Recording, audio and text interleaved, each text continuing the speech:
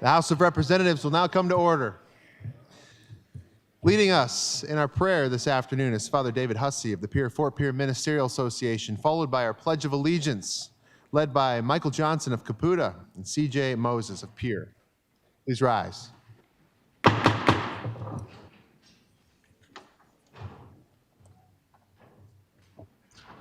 The Lord be with you. God of mercy, you have given us grace to pray with one heart and one voice, and have promised to hear the prayers of 2 or 3 who agree in your name. Fulfill now, we pray, the prayers and longings of your people, as may be best for us and for your kingdom here on earth. Grant us in this world to know your truth, and in the world to come to see your glory. Amen. I pledge allegiance to the flag of the United States of America and to the republic for which it stands, one nation under God, indivisible, with liberty and justice for all. Appreciate it. The clerk will please call the roll. Representative Andera, Arlen, Auk, Elward, Baumüller, Bathke, Baxter, Sismowski, DeGroot, Derby, Duffy, Emery, Fitzgerald, Fosness, Garcia, Goodwin, Gosh, Greenfield, Helverson, Healy, Heerman, Heineman, Hughes, Hunt, Ismay, Jameson, Jensen, Jordan, Jorgensen, Casson, Kaiser, Colbeck, Call, Ladner, Lems, Manhart, Massey, May, Moore, Mortensen, Muckey, Mullally, Mulder, Knowles, Norstrup, Odenbach, Overwig, Peterson, Poyer, Randolph, Rayfelt, Reimer, Reich, Rice, Roby, Rowe, Schaefbauer, Schwanz, Shorma, Schubeck, Sharda, Soy, Stevens, Uribalk, Van Diepen, Wahlberg, Weems, Weisgram, Whitman, Speaker Hansen. Here. Mr. Speaker, there is a quorum. Quorum. Approval of the journal. Mr. Speaker, the Committee on Legislative Procedure respectfully reports that the Chief Clerk of the House has had under consideration the House Journal of the 21st day. All errors, typographical or otherwise, are duly marked in the temporary journal for correction, and we hereby move the adoption of the report. Respectfully submitted, John Hanson, Chair. That motion having been made and seconded, any remarks? Seeing none, all those in favor of approval of the journal will signify by saying aye. Aye. Those opposed, nay. Motion carries. Communications. Mr. Speaker and members of the House of Representatives, I have the honor to inform you that on February 13th, 2026, I approved House Bills 1002, 1011, 1028, and 1029, and the same have been deposited in the Office of the Secretary of State. Respectfully submitted, Larry Roden, Governor.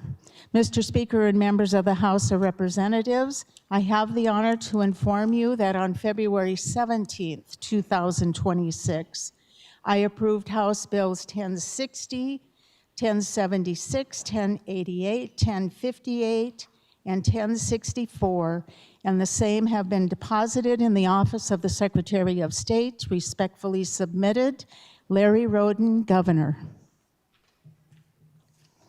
Reports of standing committees. Mr. Speaker, the Committee on Legislative Procedure respectfully reports that the Office of Engrossing and Enrolling has carefully compared House Bill 1030, 1043, 1118, and 1137 and finds the same correctly enrolled. Respectfully submitted, John Hanson, Chair. Mr. Speaker, the Committee on Legislative Procedure respectfully reports that House Bill 1034 was delivered to His Excellency the Governor for his approval at 10:25 a.m. February 17th, 2026. Respectfully submitted, John Hanson, Chair. Mr. Speaker, the Committee on House Taxation reports that House Bill 1247, 1289, and 1319 were tabled. House Bill 1308 do pass. House Bill 1312 was deferred to the 41st legislative day. Respectfully submitted, Aaron Elward, Chair. Mr. Speaker, the Committee on House Agriculture and Natural Resources respectfully reports that House Bill 1269 and 1288 were deferred to the 41st legislative day. House Bill 1277 was tabled. Respectfully submitted, Marty Overwig, Chair. Mr. Speaker, the Committee on House Health and Human Services reports that House Bill 1220 be amended and do pass. House Bill 1199 be amended and do pass and be placed on the consent calendar. House Bill 1162 do pass and be placed on the consent calendar. House Bill 1211 was tabled. House Bill 1240 returns without recommendation. Respectfully submitted, Brian Mulder, Chair.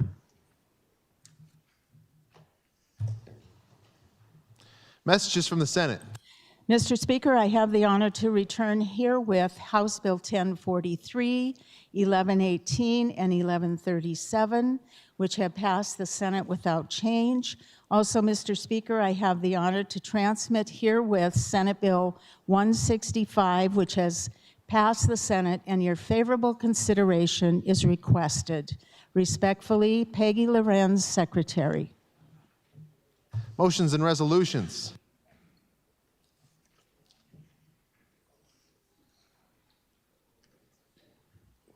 House Concurrent Resolution 6011, a concurrent resolution encouraging the Executive Board of the Legislative Research Council to form an interim Neuro Health Safety Committee to study and assess the regulatory framework under which tobacco and vapor products retail establishments operate.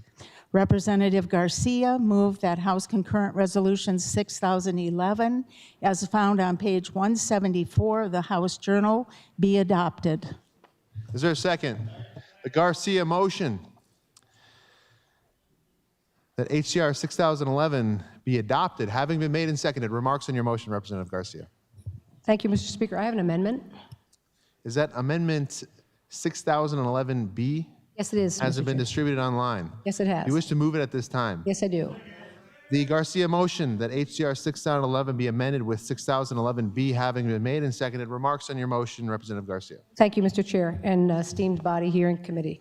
The amendment is just striking out tobacco. I was informed that the state has a tobacco settlement, and this terminology would interfere with what already is in law. Thank you. Any further remarks on the Garcia motion to amend? Any further remarks? Seeing none, then the motion before the House is the Garcia motion that HCR 6011 be amended with 6011B. This is a voice vote. All those in favor of the motion to amend will say aye. Those opposed, nay. Motion carries. We're now on HCR 6011 as amended. Representative Garcia. Thank you, Mr. Chair, and esteemed body. I'll be really quick here, and those present. This resolution, actually, of the NeuroHealth Safety Committee to study and assess the framework of vapor products really came as a result of being the chair of the Medicinal Marijuana Committee. We were able to evaluate and find the gaps in that committee, and before we start putting a lot of legislation on vapor products, gummies, oils, tinctures, I believe it's important to have all the stakeholders at the table to arrange a committee and to go further with this cost of doing business. Thank you. Thank you. Further remarks on HCR 6011. Any further remarks?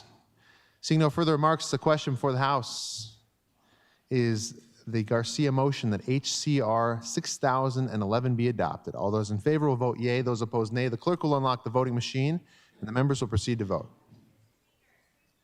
Representative Healy. Thank you, Mr. Speaker. Personal privilege? Granted. Thank you. Well, today I have my family here. My husband, Brandon, is up over here in the gallery waving. And then his little clone down here is Arlo. And then, unfortunately, my stepkids couldn't make it today, Harry and Pearl, but they're here in spirit. So please help me welcome them to the Capitol today.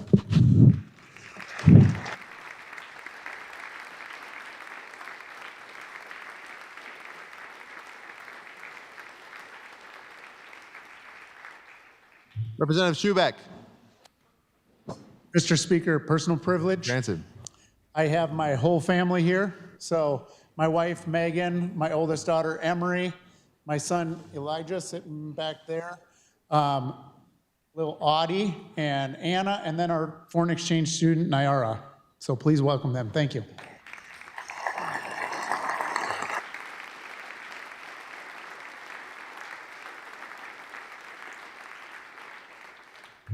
Representative Greenfield. Thank you, Mr. Speaker. Personal privilege, please. Granted. Okay, with me up here on the floor is my granddaughter Shayla and my grandson Gavin. Shayla goes to Creekside Christian, Gavin to the Rapid City Christian School. Behind us here we have Shayla's classmates from Creekside Christian and their teacher, Mrs. Goff, and chaperones. And my daughter, Lacey Sosa, is also a chaperone. So if you would stand and greet them, please, I would appreciate it.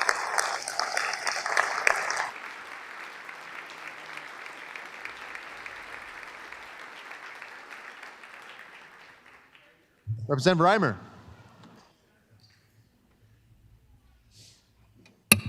Thank you, Mr. Speaker. Oakley, are you in the gallery? I'm not sure if she's here yet. Well, I was asked to introduce someone, so personal privilege? Granted. Okay, thank you.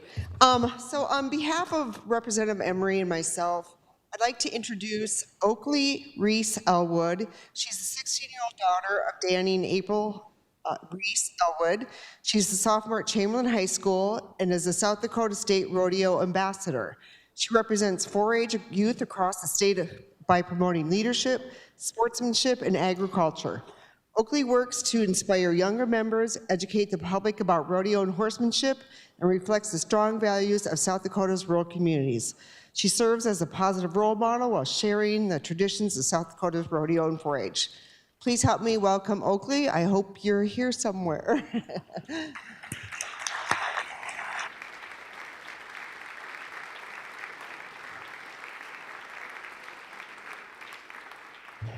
Representative Goodwin.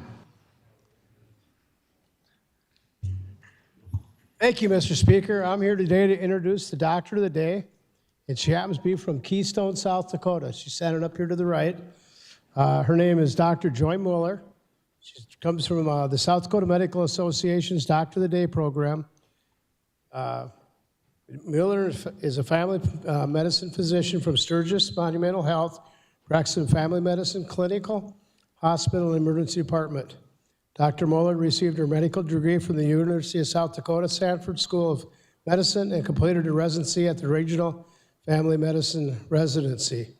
Dr. Mueller is a member of the South Dakota State Medical Association, and she also past president of the South Dakota Academy of Family Physicians. Let's give Joy a big welcome.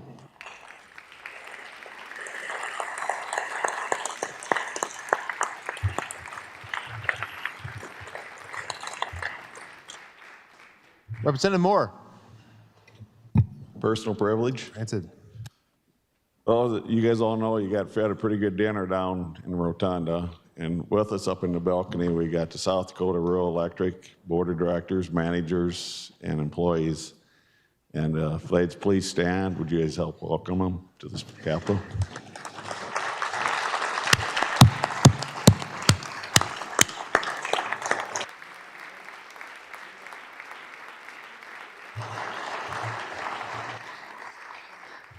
Representative Jorgensen.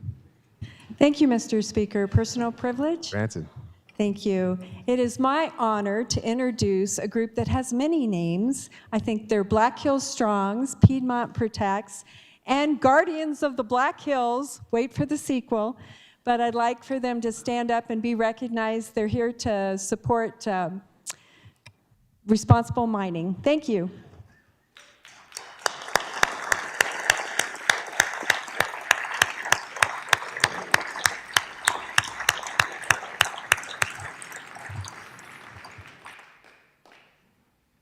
Representative Norstrup. Granted. Thank you, Mr. Speaker. Today is Snow Queen Day at the Capitol, and it's my privilege to introduce the Snow Queen. They're up behind the post, so I'm going to have to assume that they're there. The 2026 South Dakota Snow Queen, Brooklyn Cass from Faulkton. The 2026 South Dakota Junior Snow Queen, Emily Tasek from Ipswich, joined by her mother, Laura Rasmussen. Some of you know Laura Rasmussen. She's a representative of South Dakota Public Broadcasting, and the sister, Ashley Brennan. And the last introduction is South Dakota Snow Queen chaperone, Courtney Melcher from Aberdeen. and if the body would welcome, I'd appreciate it.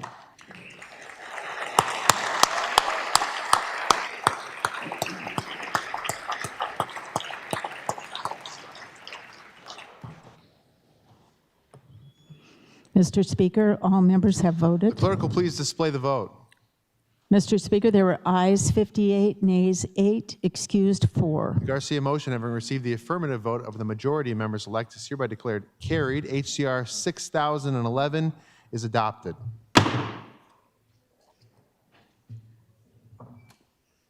Representative Mulder moved that the Committee on State Affairs be instructed to deliver Senate Joint Resolution 503 to the floor of the House pursuant to Joint Rule 7-7. Is there a second?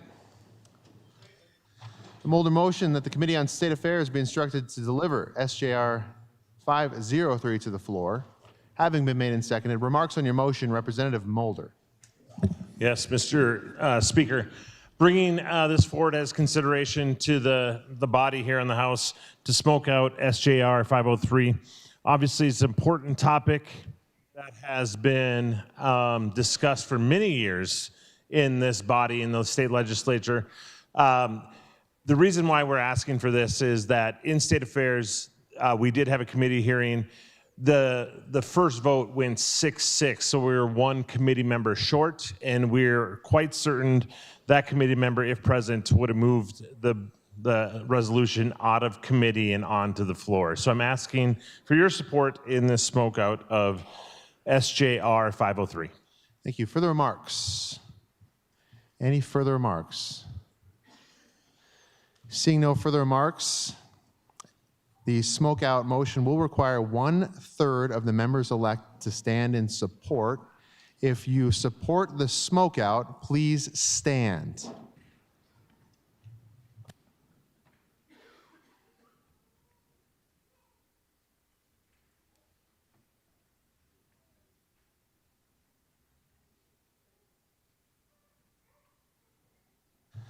The member is supported. Committee on State Affairs will be instructed to deliver SJR 503 to the floor. Representative Heerman moved that the Committee on Health and Human Services be instructed to deliver House Bill 1138 to the floor of the House pursuant to Joint Rule 7-7. The Heerman motion having been made and seconded that the Health and Human Services Committee be instructed to deliver House Bill 1138 to the floor. Remarks on your motion, Representative Heerman. Thank you, Mr. Speaker. I do not take this step lightly. In the 4 years of service in this beautiful House, I have never called to smoke out a bill before now. I've always worked hard to respect committee process and the thoughtful work of my colleagues, and that respect does not change today. However, this bill had an unusual journey due to not having everyone in committee right away or not able to pass or kill the bill. This resulted in committee meeting again after session with a vote of 9-5. I have an amendment that is ready to address the limited concerns that were raised, particularly around the topic of volunteerism. And since the bill's defeat, I have received an overwhelming amount of correspondence from people in our communities asking why this died. And in reflecting over the weekend, the origin of this bill was from my district. And so I feel convicted that this bill deserves a full debate on the House floor to present its merits, and I would ask for your support. Thank you. Further remarks? Any further remarks? Seeing no further remarks, the smokeout will require 1/3 of the members elect to stand in support. If the member is supported, please stand.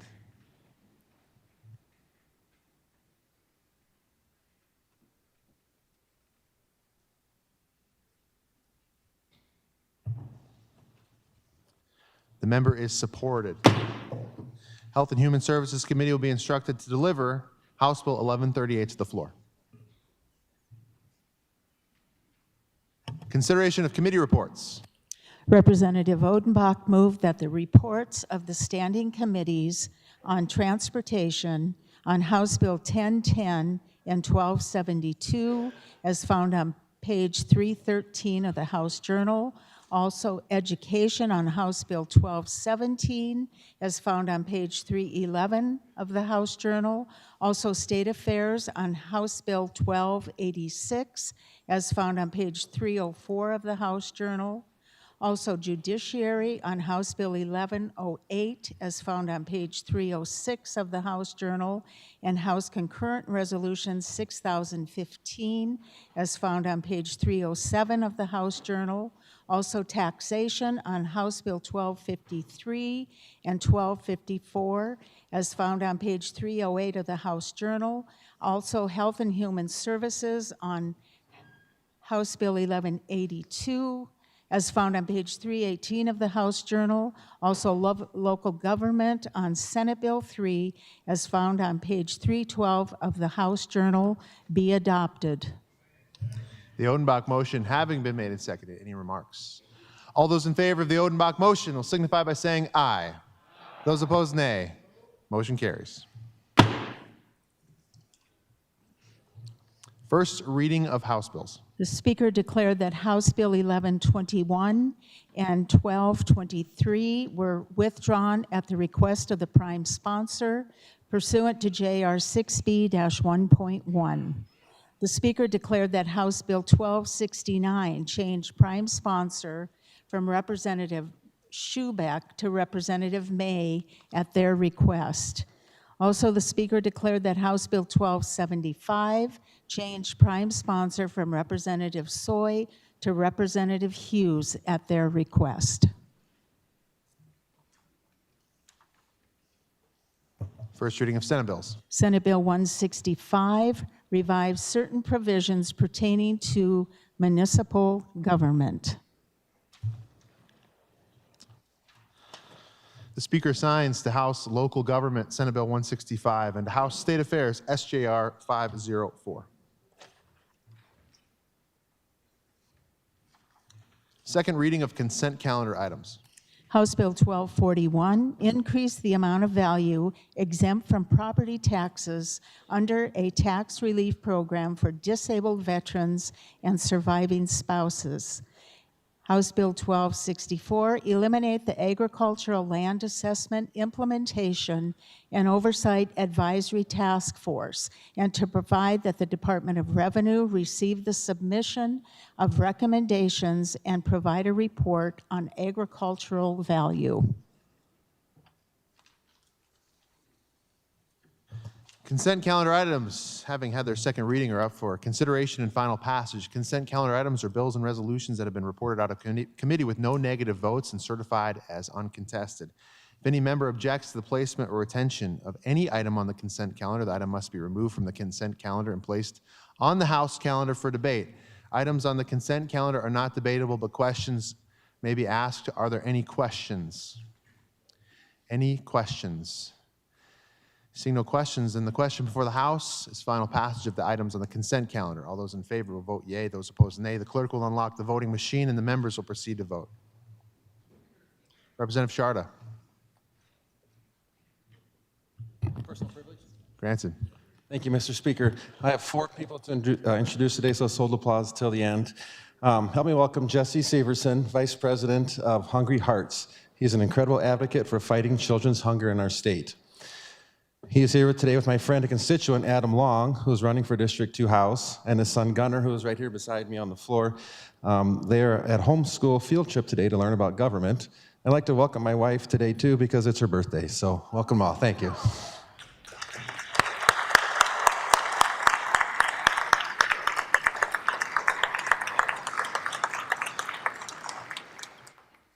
Representative Yuri Balk. If I may have leeway to have 2 personal privileges. Granted. Thank you. First, I'd like to have Dakota Rural Action stand up. They were here today providing breakfast and coffee, and for 40 years have been advocating for policy that would protect family-scale farm agriculture, preserves our environment, and promotes vibrant communities. So if we can welcome them to the Capitol.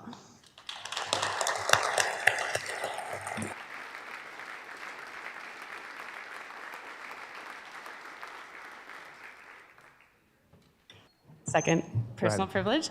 I have the great honor of having my family from Rapid City and Austin here in the gallery. So if we have my mom, Joan Uri, father, Craig Uri, sister, Lacey Uri, brother, Adam Uri, and my niece and nephew, Titus and Eden Ballard, are here visiting from Austin. So if you can welcome them to the house, thank you.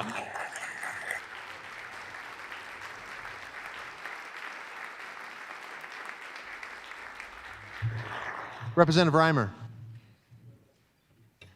Thank you, Mr. Speaker. Personal privilege again. Granted. Okay, so thank you. So, members of the body, I want you to know that we have Oakley here now. So Oakley, would you please stand, because I just introduced you here a few minutes ago and you weren't in the room yet. So what I'm going to ask you to do is give us a wave, and then we can all wave back, because we have stood and clapped for you several, okay?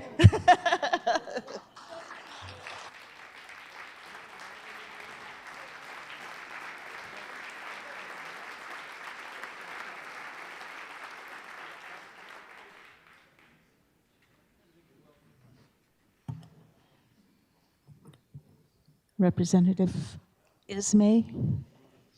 Representative May? Mr. Speaker, all members have voted. Clerk will please display the vote. Mr. Speaker, there were ayes 66, excused 4. Consent calendar items having received the affirmative vote of the majority of members elect are hereby declared passed. Any questions on the titles? Seeing none, the titles are deemed correct.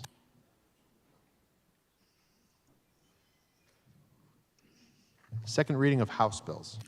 House Bill 1146, an act to adopt the Physician Assistant Licensure Compact.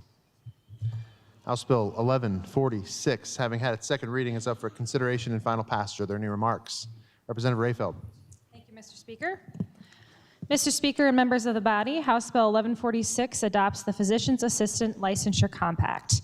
This compact is structured similarly to the other licensure medical compacts that are already operating successfully in South Dakota, including the RN-LPN Licensure Compact and the APRN Compact.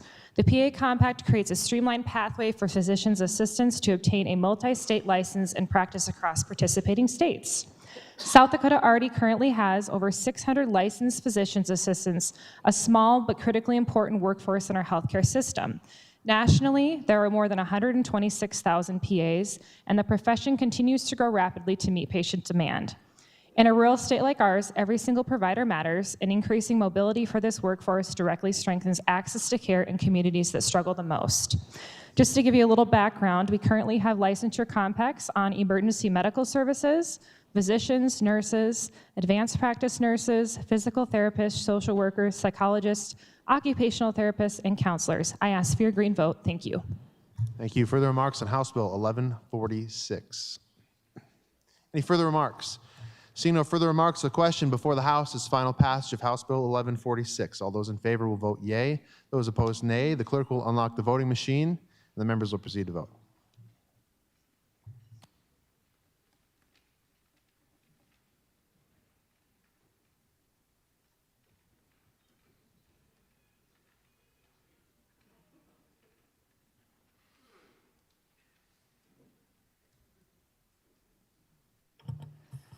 Mr. Speaker, all members have voted. The clerk will please display the vote.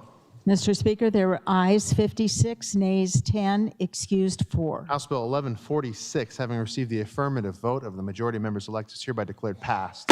Any questions on the title? Seeing none, the title is deemed correct. House Bill 1148, an act to adopt the Respiratory Care Interstate Compact. House Bill 1148, having had its second reading, is up for consideration and final passage. Are there any remarks? Representative Rayfeld. Thank you, Mr. Speaker. We have deja vu here. This is House Bill 1148, which adopts the Respiratory Therapist Licensure Compact. This compact functions similarly to the other healthcare licensure compacts already operating in South Dakota and provides a streamlined pathway for the respiratory therapists to obtain a multi-state license and practice across participating states. South Dakota has a very small but essential respiratory therapy workforce. And if you're unfamiliar with them, they are vital in emergency care, chronic disease management, neonatal care, and rural hospital coverage. With persistent workforce shortages across healthcare, increasing mobility for respiratory therapists directly strengthens access to timely life-saving care. Under this compact, respiratory therapists remain fully bound by the scope of practice laws within our state while they're delivering care. The compact simply removes duplicative licensing barriers, supports military families who frequently relocate, and helps providers begin practicing more quickly. I ask for your green vote. Thank you. Thank you. Further remarks on House Bill 1148? Any further remarks? Seeing no further remarks, the question before the House is final passage of House Bill 1148. All those in favor will vote yea. Those opposed, nay. The clerk will unlock the voting machine and the members will proceed to vote.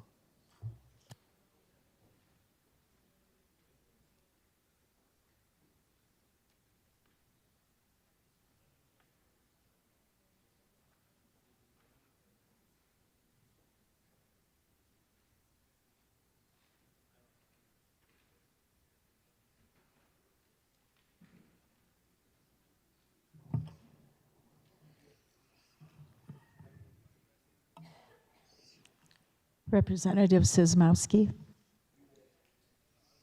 Mr. Speaker, all members have voted. Clerk will please display the vote. Mr. Speaker, there are ayes 63, nays 3, excused 4. House Bill 1148, having received the affirmative vote of the majority of members elect, is hereby declared passed. Any questions on the title? Seeing none, the title is deemed correct.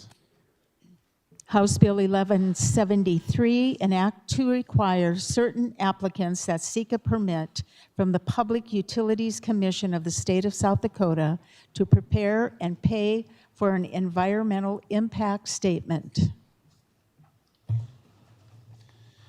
House Bill 1173, having had its second reading, is up for consideration and final passage. Are there any remarks? Representative Hughes. Thank you, Mr. Speaker. It's my privilege to bring before you HB 1173. You may recall this bill last year. It passed by slightly more than a majority vote, but there was an issue raised over the continuing appropriation issue, which I won't get into because we all know that that makes our eyes glaze over. But the ruling, there were 8 lawyers up on the platform. I was one of them. You may remember that. My heart was basically at the bottom of my feet at the time. And so the ruling was it was 2/3 majority. So I brought the bill back, and it was a different experience this year. The subject matter is on page 2, lines, well, if you include the caption, 14 through 33. This is really a simple bill in the sense that it requires that where an applicant applies for a permit for a carbon dioxide pipeline in South Dakota, that the commission shall require an environmental impact statement. I met with Commissioners Nelson and Fegan, and when there's nothing pending and they're not in their quasi-judicial capacity, you can have a free-flowing conversation about how to make good policy. And I want to really commend both of them, and Commissioner Hansen was not available, as we know, due to some health issues. And so I met with staff, the general counsel twice, and we ended up getting rid of the fee charging and fee collection aspect and whether it goes in a sub-fund or not. We got rid of all of that. And so now we have a bill that simply says that where there is a permit for a CO2 pipeline, that the applicant will obtain and pay for an environmental impact statement. Now you may ask, why is that? Well, last year I was quite surprised that there was no environmental impact study that was required in connection with the 2023 pipeline permitting process. And I have to say candidly, I think that was an oversight. But on the other hand, I went through the permitting process that the PUC goes through on a CO2 pipeline. It is exhaustive. The missing component is that the public doesn't see what the PUC is doing and the data they're compiling. And it's highly technical, and it's very difficult for even for me or the other folks, let alone those that are just stakeholders and interested members of the public, to follow and understand. So what does this bill do? Well, it requires that there will be scientific information and data that will be required where there is a CO2 pipeline, and these factors will be addressed. A description of the proposed pipeline in its environmental setting, in other words, its environmental context.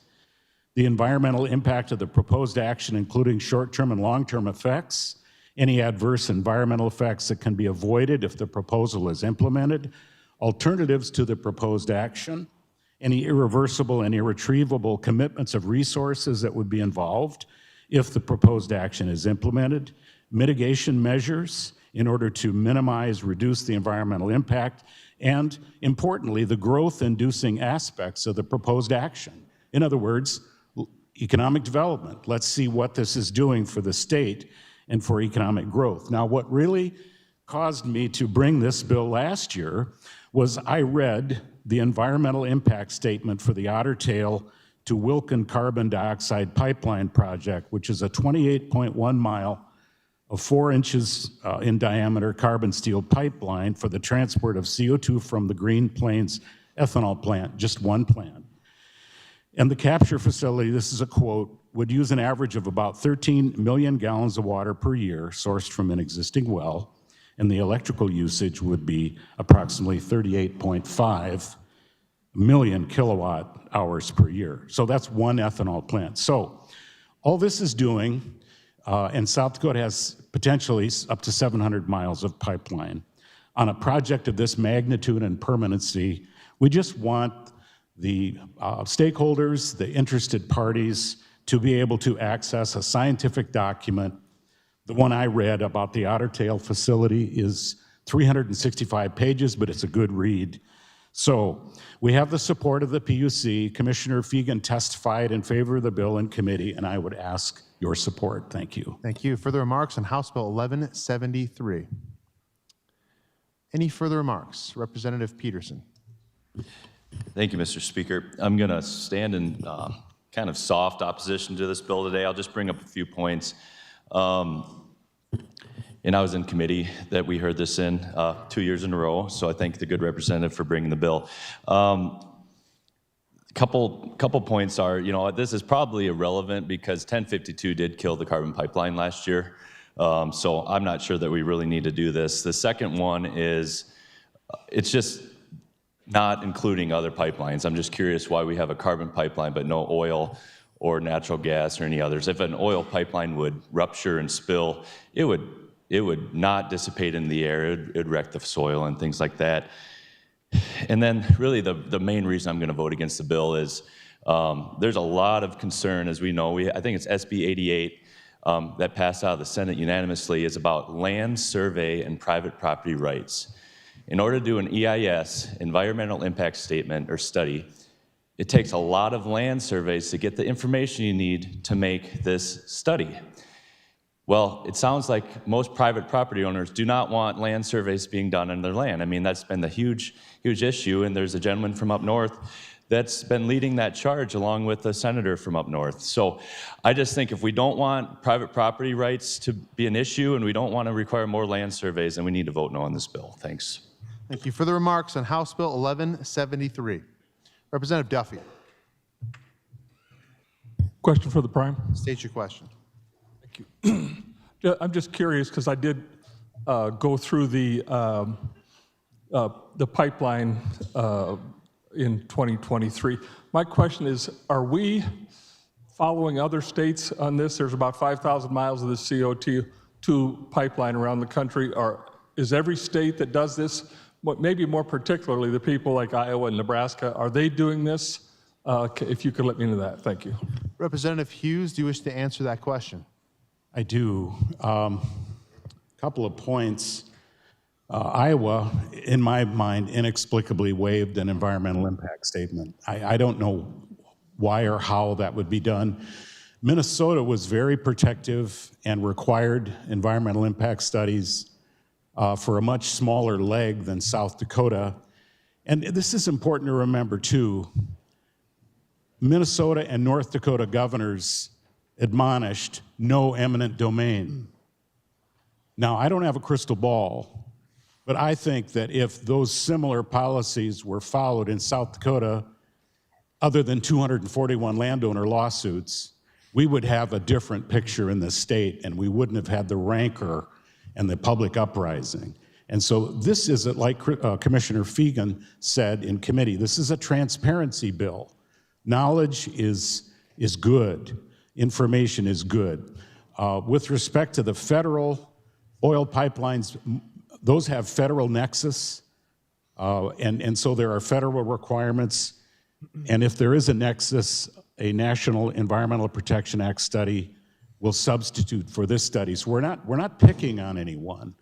We're just looking out for our own best interests. And frankly, good information is the best way to educate people and to sway them over to your side. So it's really what this is, and I hope that's responsive. Thank you. Follow-up remarks? Any further remarks on House Bill 1173? Any further remarks? Representative Derby.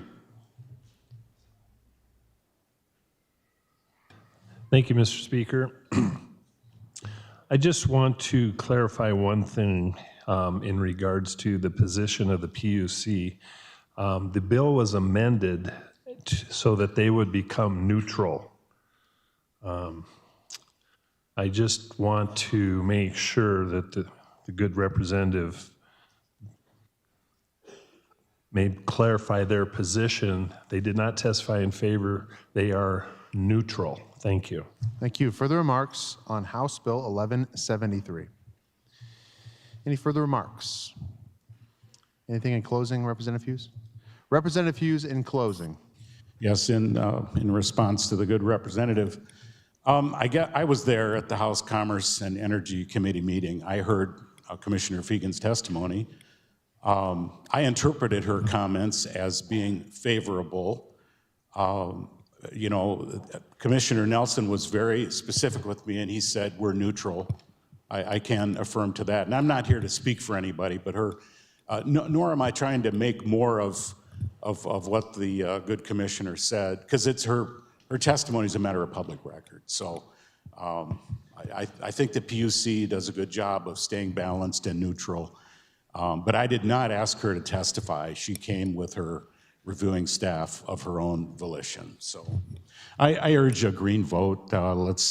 I hope we can send this over to the Senate. And to me, I hope this is a healing process, because we're going to have the science next time. And I really would be shocked if there wasn't a next time. So thank you. Thank you. Seeing no further remarks, the question before the House is final passage of House Bill 1173. All those in favor will vote yea. Those opposed, nay. The clerk will unlock the voting machine, and the members will proceed to vote.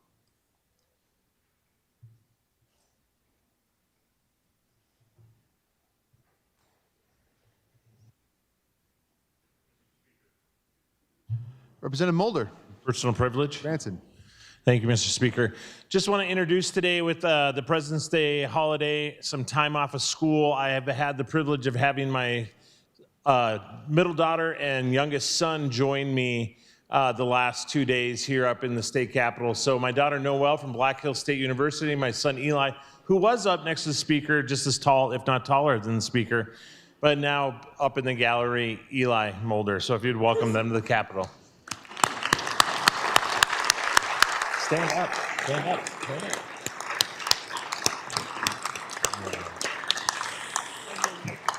She didn't want to be in. Mr. Speaker, all members have voted. The clerk will please display the vote. Mr. Speaker, there were ayes 44, nays 22, excused 4. House Bill 1173, having received the affirmative vote of the majority of members elect, is hereby declared passed. Any questions on the title? Seeing none, the title is deemed correct. House Bill 1250, an act to revise the types of community-based providers for purposes of state-funded services. House Bill 1250, having had its second reading, is up for consideration and final passage. Are there any remarks? Representative Mulder. Thank you, Mr. Speaker. Yes, House Bill 1250, I'm going to urge a green vote on this. What it is, it's all about information and updated information. A few years ago, we realized that providers across the state of South Dakota were not getting timely methodology updates. Some of the updates dated back actually just a few years ago to 2001 or even beyond that in this case, where we're adding federal qualified health centers to 1998 is the last time they had a methodology update. What this bill does is it simply says every 5 years, which was a bill that was enacted about a handful of years ago, that providers would receive a 5-year update. And we're just adding federally qualified health centers and critical care access hospitals to receive that update every 5 years. Just adding them to the list so we have current information. No funding mandate. It doesn't even prescribe what kind of methodology they have. It just says it has to be reviewed every 5 years so we understand what kind of needs they have moving forward. Thank you. Further remarks on House Bill 1250? Representative Mucky. Thank you, Mr. Speaker. Rising in support for 1250 today. Our Joint Committee on Appropriations had a work group specifically on Medicaid reimbursement rate methodology, and our conclusion as a work group was that this bill needs to pass. The reason being there are two types of healthcare groups that are reimbursed under Medicaid, as the good representative shared. For us to find fairness in making sure that our federally qualified health centers that serve rural and urban, everything in between in South Dakota, plus our critical access hospitals, this is extremely necessary for us to get fair and transparent information about those Medicaid rates. So I urge your support on this. Thank you, Mr. Speaker. Thank you. Further remarks on House Bill 1250? Any further remarks? Seeing no further remarks, the question before the House is final passage of House Bill 1250. All those in favor will vote yea, those opposed nay. The clerk will unlock the voting machine, and the members will proceed to vote.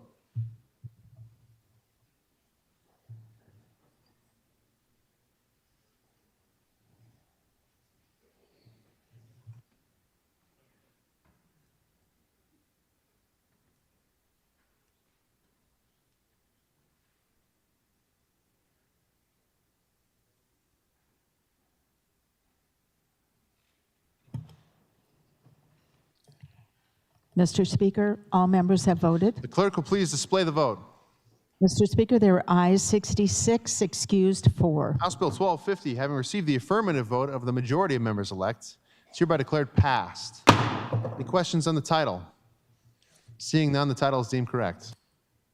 House Bill 1219, an act to require the provision of interpreter or translator services for parties to an administrative contested case.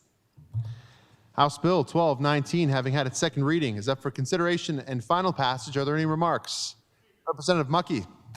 Thank you, Mr. Speaker.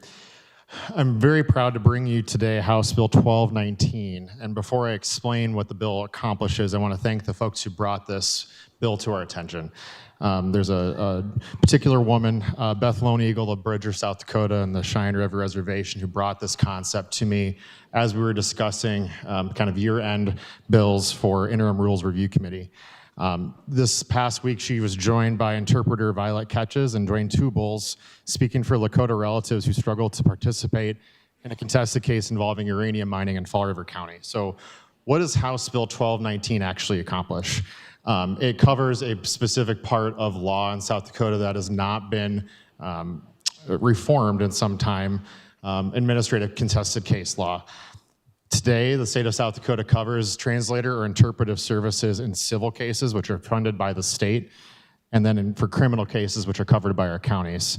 When we reformed those processes for those two types of law, we forgot a piece of law that most people don't like paying attention to, which is our administrative law. So what House Bill 1219 does is fairly straightforward. It does two things. One, in any proceeding of administrative contested cases, a translator or interpreter can be requested and covered by the state of South Dakota. The other half of this is if somebody seeks out a disinterested, so a neutral party to provide services during discovery or other processes, if they prevail in the case, they can have their costs reimbursed. So effectively what this bill does is bring our law into order when it comes to civil and criminal cases so that administrative case law follows the process we have for those areas. One thing that's important to keep in mind, it doesn't change how a case can be contested. It just removes an unnecessary barrier for ourselves. So one thing to keep in mind, you might ask, what's the cost of this? So when I brought this to the House Judiciary Committee, I reminded them of two things. One, the caseload, and two, the cost today for the state on civil cases. So put it this way, civil cases in South Dakota, there are about 63,000 heard each year. And when the cost of that comes to play for translator or interpreter services, it costs less than $50,000 a year to provide the service. When you're talking about administrative contested cases, there are fewer than 1,500 a year. So to put that in perspective, the caseload or the cost basis for this isn't zero, but it is definitely closer to zero than $50,000. And so effectively what I want to make sure we address with this bill, this was brought forward by members of the Oceti Sakowin that were advocating for their Native relatives. It helps us make a meaningful step forward for state-tribal relations, but it also covers a lot of other things too. American Sign Language services if they're requested. Legal residents or citizens who learn English as a second, third, or fourth language that are trying to make sure they're able to participate in a legal process. We just need to make sure that we're not allowing language or disability services from being a barrier to participating in our justice system. So with that, I'm happy to stand by if you have any questions, but I ask for your support today of House Bill 1219. This is a very targeted fix that brings our processes for administrative law into line with how we approach civil and criminal law. Thank you, Mr. Speaker. Thank you. Further remarks on House Bill 1219? Are there any further remarks? Seeing no further remarks, the question before the House is final passage of House Bill 1219. All those in favor will vote yea. Those opposed, nay. The clerk will unlock the voting machine and the members will proceed to vote.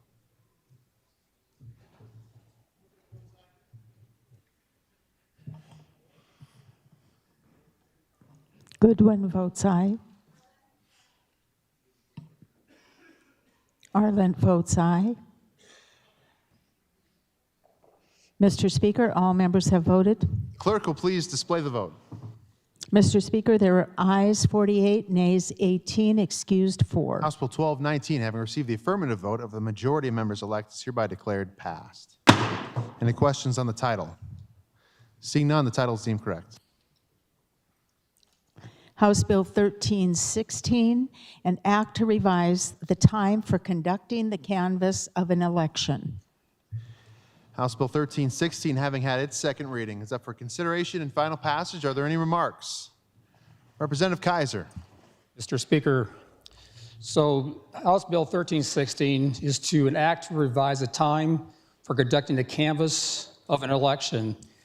First of all, the canvass is meant to be a public hearing, first of all, to make a public notice to be available to be at the hearing. The canvassing is when the county auditor brings the vote count from all precincts to the county commissioners to match the votes in the county and to certify the election in the county. Right now, the state is stated as being within 6 calendar days. So right now, this is open within 6 calendar days of the election. The bill says, now it'll be read as, shall make the canvassing votes at 9:00 a.m. local time, the first Tuesday following the election. So it's going from a within 6 calendar days to a set 7 days after the election, to set time on a Tuesday. That's the county canvassing certification. There's the state certification. Once the counties actually do their certification, it goes to the state for their canvassing to certify the election as a state. That's scheduled to be, right now, so within 7 days after the election. To make it now, 9:00 a.m. Central Time on the second Tuesday following the election. So it's just standardizing a set time where it's universal, so it's more predictable, and especially where it's a public hearing. Every year, people know where the election day is that year, which changes based on the first Tuesday in November. It's a date certain to do the canvassing, the certification, and open to a public hearing. Thank you. Further remarks on House Bill 1316. Representative Reimer. Thank you, Mr. Speaker.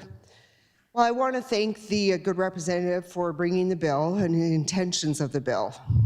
But I want to talk to you a little bit by why this bill isn't necessary. So when this bill came up, I did a little research on it, and I went to listen to the testimony at committee. And my first questions were, why? What prompted this bill?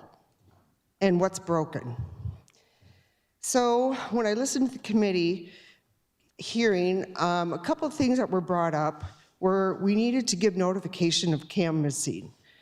Well, if you remember last year, I brought HB 1127, which required counties to post canvassing dates, post-election audit, and the tabulator testing to the Secretary of State's website.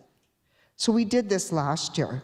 Also, counties are also required to publish notices in the newspaper. They're required to have an agenda, and it's a pretty detailed agenda. They also have to post the notification outside the meeting room, 72 hours, I think, ahead of time. And then if they have a website, it's posted on their website. So I'm trying to understand why we need this additional oversight of our canvassing. I don't understand what's broken. It's also important to know, and when I listened to the committee hearing, they were referring to 2024. Well, we brought the bill in 2025, which went into effect in July 1st of 2025. So what you're addressing has been taken care of. Another thing that was brought up in committee was the weather. Now we have one date where we can have a canvassing. And the good representative was talking about November. Well, we all know what November can be like. So if we have a snowstorm, we have one date to hold the canvassing. And so I just don't, there's no flexibility there. The other thing I don't know, and as you remember, we all voted to combine our elections. So does this apply to the city elections? And does it apply to the school board elections? I don't know, it's not clear.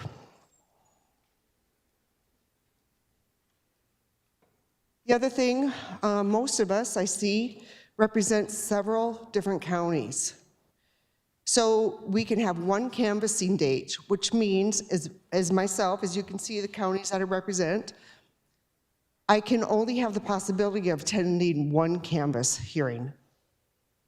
And so by leaving it as it is, I would have an opportunity to potentially attend several different canvass hearings. So it just disenfranchises me to attend these hearings.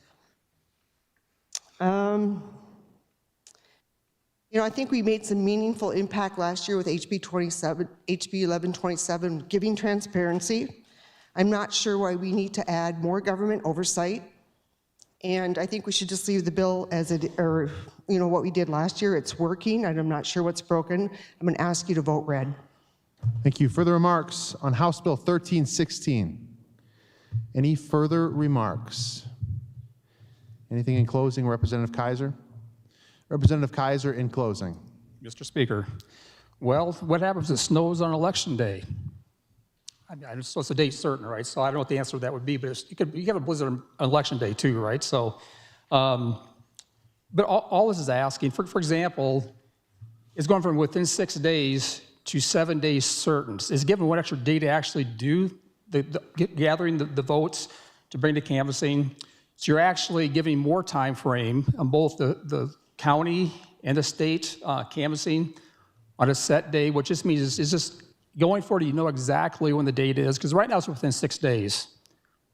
And it's not universal, especially where it's meant to be a public hearing. It's not something you can actually set your calendar for until they actually announce the canvassing day within those 6 days. So it's a very simple bill, just establishing a date cert to make it uniformed across the board, which I think makes it easy for everybody. I talked to the Minnehaha County Auditor, who actually she takes care of about 22% of all votes in the whole state, and she likes the idea of having it at a set time. So, thank you. Thank you. Seeing no further remarks, the question before the House is final passage of House Bill 1316. All those in favor will vote yea. Those opposed, nay. The clerk will unlock the voting machine, and the members will proceed to vote.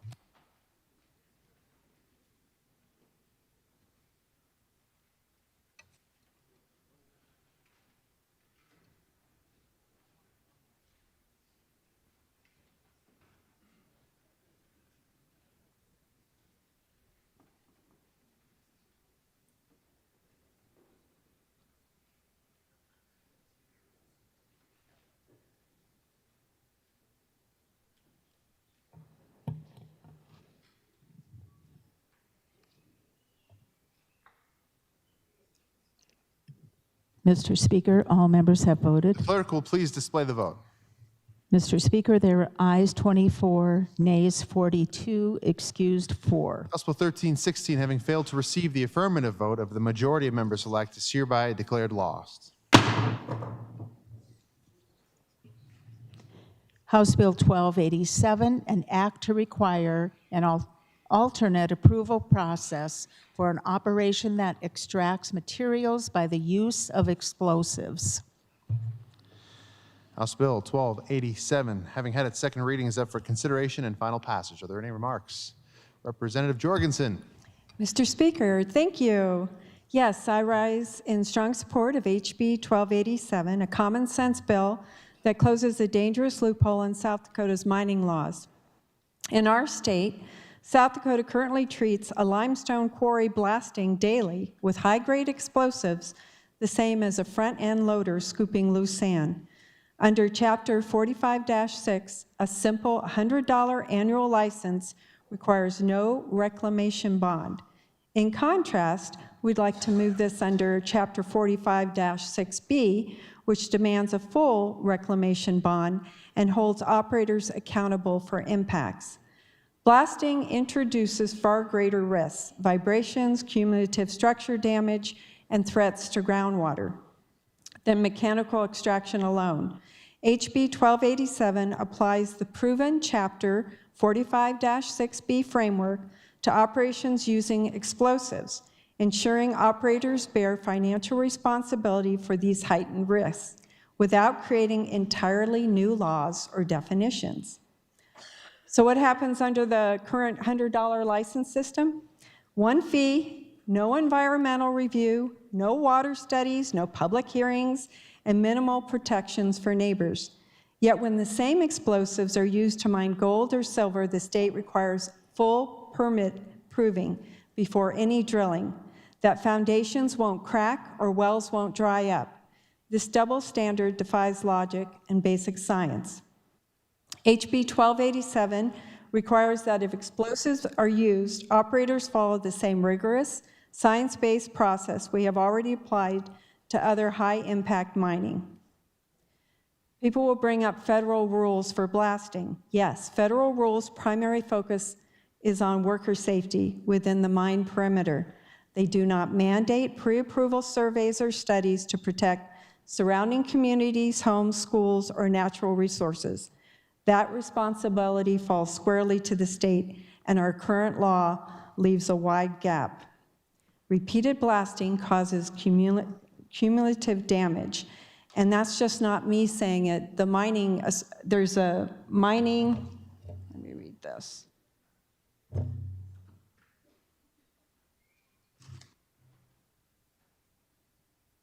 This is from the U.S. Bureau of Mines report of investigation, and they say the exact same thing, that cumulative blasting causes issues. You can even be under the legal threshold.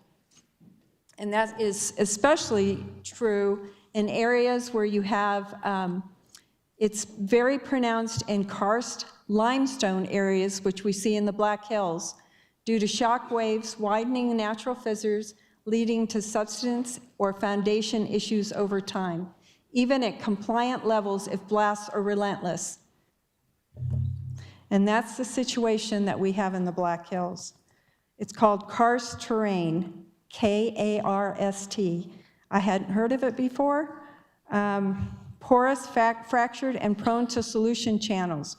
Shock waves can widen cracks, destabilize rocks, and create substance pathways. We have a tragic local example right here in South Dakota, the Hideaway Hills development.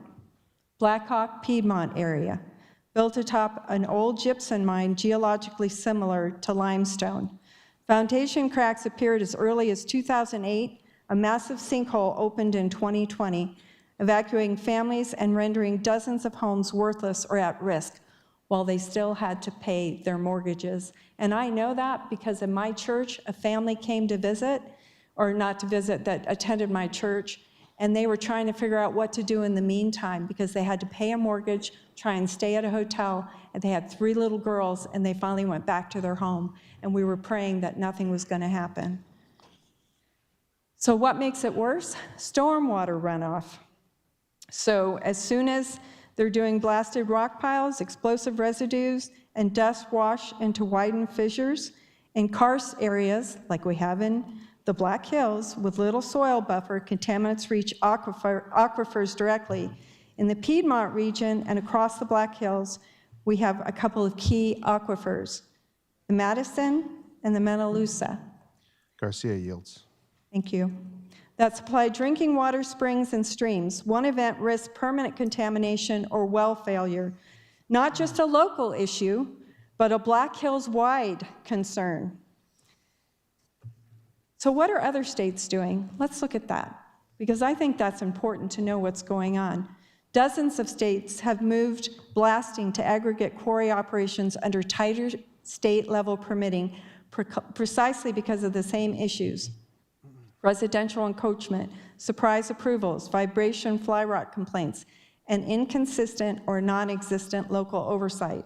Florida, centralized blasting regulation 2019, mandatory seismographs plus vibration limits, triggered by thousands of complaints. Actually, there were 13,000 complaints in one area, grew around limestone quarries. Local zoning was overwhelmed. Since they put that in place, there have been few formal damage claims, most blasts below limits. Pennsylvania has now a blasting activities permit. West Virginia, citizen complaints led to site-specific plans and reduced complaints. Illinois, inconsistent local oversight integrated into state permits. Wisconsin, advance notice and insurance required. Minnesota, rapid boom and weak local ordinance, mandatory reviews, and model standard reduced complaints. This is not an isolated South Dakota issue. When blasting for aggregates expands near homes and local zoning is weak or absent, states nationwide have adopted stronger, uniform permitting, monitoring, and notice requirements. HB 1287 follows this proven path, simply requiring the same Chapter 45-6 process already used for gold mines when explosives are involved. It does not ban mining or blasting. It gives Black Hills families and all South Dakotans the protection they deserve. And one question that came up, I do know a man who, that's his business, is blasting. This does not cover incidental blasting. If you're doing homeowner blasting, if you're doing electrical blasting or construction, you're fine. This does not limit you in any way. I just encourage you to vote yes. I think there's a lot more that needs to be done, but I can tell you that if we don't protect the environment, we can't go back in time. So I'm glad to stand on the record today to fight for this, and I'm hoping that you'll fight for it as well. I'll stand by for questions. Thank you. Thank you. Further remarks, Representative Van Diepen. Thank you, Mr. Speaker. House Bill 1287. Last night I went back and I listened to the testimony from the committee. Several things that everybody could agree on from both sides, proponents and opponents. The DATF regulates storage and possession of the explosives. The Mine Safety and Health Administration regulates when and how often these can be used. Danner permits the mines, they're the ones that issue the mines. And counties can also regulate these mines by using local zoning permits. When we had another hearing today, we had a Meade County commissioner, where this is all based out of.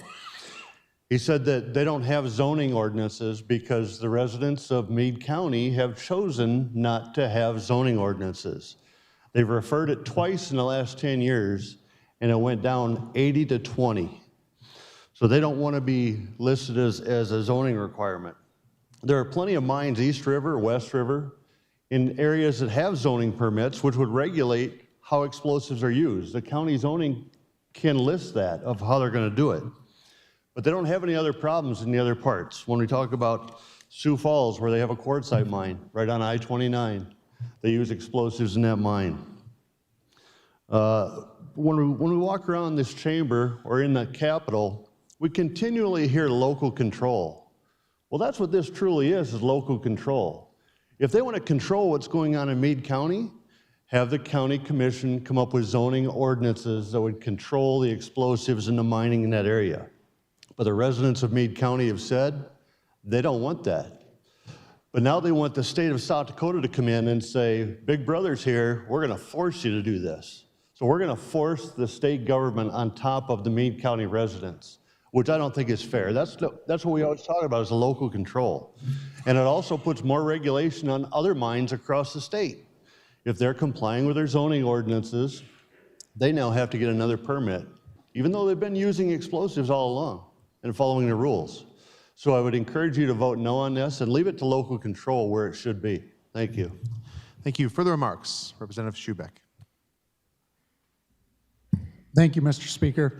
I just wanted to echo what the previous speaker said and point out that we've had a few bills come before the Ag and Natural Resource Committee dealing with this particular subject, and it comes down to zoning, that Meade County is not zoned, and they need to take the bull by the horns and zone their county so that they can control this. If you look at other places in the state where this type of mining is going on, such as Del Rapids, Sioux Falls, and Millbank on the eastern side of the state, they do use explosives, and we don't see the same problems. And it purely comes down to local zoning in this particular case. So I feel for the people of Piedmont.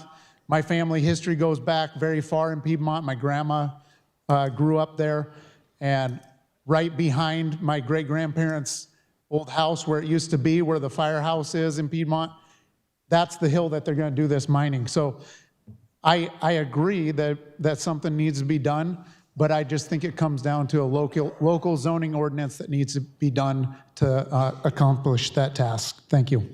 Thank you. Further remarks? Representative Peterson. Thank you, Mr. Speaker. Well, I'd like to echo the comments and not be redundant. So to clarify one point that I think was maybe not correct earlier, licensed mines are required to have surety bonds under Chapter 45-6, so they must have surety bonds right now. We have Spencer Quarry in my district. We probably have others too that do hard mining, and they blast. Spencer Quarry blasts about 20 times a year, they said, and they have a zoning ordinance that requires them to do things based on certain rules. The people that do the blasting are explosives subcontractors. They are federally regulated by the ATF, and so is the quarry. And again, as we've been talking about, the local zoning is really what's needed here. And I do have one a zoning permit for a quarry by Del Rapids, I believe, from LG Everest. And here's a few things that are in it, because I think if we read this, we'll understand that local zoning can take care of the concerns that are brought to the floor today. No more than one blast sequence shall be conducted in the same day. Blasting shall occur on weekdays. The operator should attempt to blast at noon. There needs to be a notification alert before the blast occurs. A seismograph reading will be taken within 1,000 feet of the area. The blast shall not exceed 300 pounds of explosives per day, and explosives shall not exceed 10,000 pounds per shot. Landowners within 1,500 feet of the conditional use area may request that the operator perform a pre-blast survey of all buildings on their property. The operator shall assume, in this case, the operator shall assume full responsibility for the repair of the Big Sioux River Dam located north of the site if there's damage. Some more blasting guidelines. Ground vibration and overpressure should be monitored for each blast and not exceed guidelines established by the U.S. Bureau of Mines. The noise level produced from rock, sand, and gravel operations should not exceed an average of 55 decibels recorded over a 10-minute period. Air quality. Air quality monitoring should be conducted at the operator's expense. Ambient air quality should be better than 150 micrograms per cubic meter, and on and on. All of these things are covered in a local zoning ordinance. I hope that the region that's having these issues can decide as a county they want to be zoned, and they can address this locally. If we pass, in my district, if we pass this bill, we're adding another layer onto a level that doesn't need more regulation, so please vote no. Thank you. Further remarks? Representative Whitman. Thank you, Mr. Speaker. Just a comment. I walked into committee assuming that I was going to be voting no on this bill, and I ended up changing my mind after hearing from proponents and doing some more research. And I would respectfully push back from my colleagues that suggest this is a West River issue or that we're creating a statewide solution for something specific to one community. Aggregate and limestone operations that use blasting exist across the entirety of our state, including in East River, and it's not regional. This specific bill is about how we regulate a very specific activity where it occurs. This bill is not about zoning. It does not tell counties what they must allow. Local governments absolutely will retain the authority to decide where operations can locate. Zoning addresses land use compatibility, setbacks, and local planning decisions. Nothing in this bill changes that. What zoning does not do is regulate blasting standards. It does not establish environmental reviews to protect groundwater or ensure long-term reclamation. Those are technical and environmental standards that appropriately fall within the state's responsibility. Explosives are already regulated at the state level because we know that their impacts do not stop at county lines. Blasting is not a minimal activity. It increases impact and risk, and when activity scales up, I believe it is reasonable of this body that the level of oversight scales with it. This bill does not ban blasting. It does not shut down production. It simply applies more robust permitting frameworks that we already have in statute when explosives are used. In my opinion, this complements local control by ensuring that wherever blasting occurs in South Dakota, the same consistent standards are used across the board. That is proportional, and I would respectfully ask for your green vote. Thank you. Thank you. Further remarks, Representative Rice. Thank you, Mr. Speaker. I got an email from somebody just outside Rapid City that their blasting was doing on the west side of Rapid City. He goes, my name is Mike B. I won't say his whole name. I live in Blackhawk. On December 5th, 2025, at 3:45 p.m., they did a blast. It was severe that it knocked mortar out of my chimney and nicked my chimney stove below. I called the office and was set to voicemail. I left 3 messages. After 3 business days, I had not heard from them. I called back and was once again referred to a voicemail. No return call. I called back the next day, and instead of insist that I need to talk to somebody in charge, finally I got to talk to somebody, and they referred me again. They're not getting any answers. They're not getting any help. And these are the things that are happening with blasting. And so why can't we help these people who their homes are getting destroyed? You see pictures on your desk, what's happening from blasting in the area. And these are regulated in Pennington County, and it's happening crossing over to Meade County. So these are not just a Meade County problem. And it probably won't even help the Meade County problem that we have.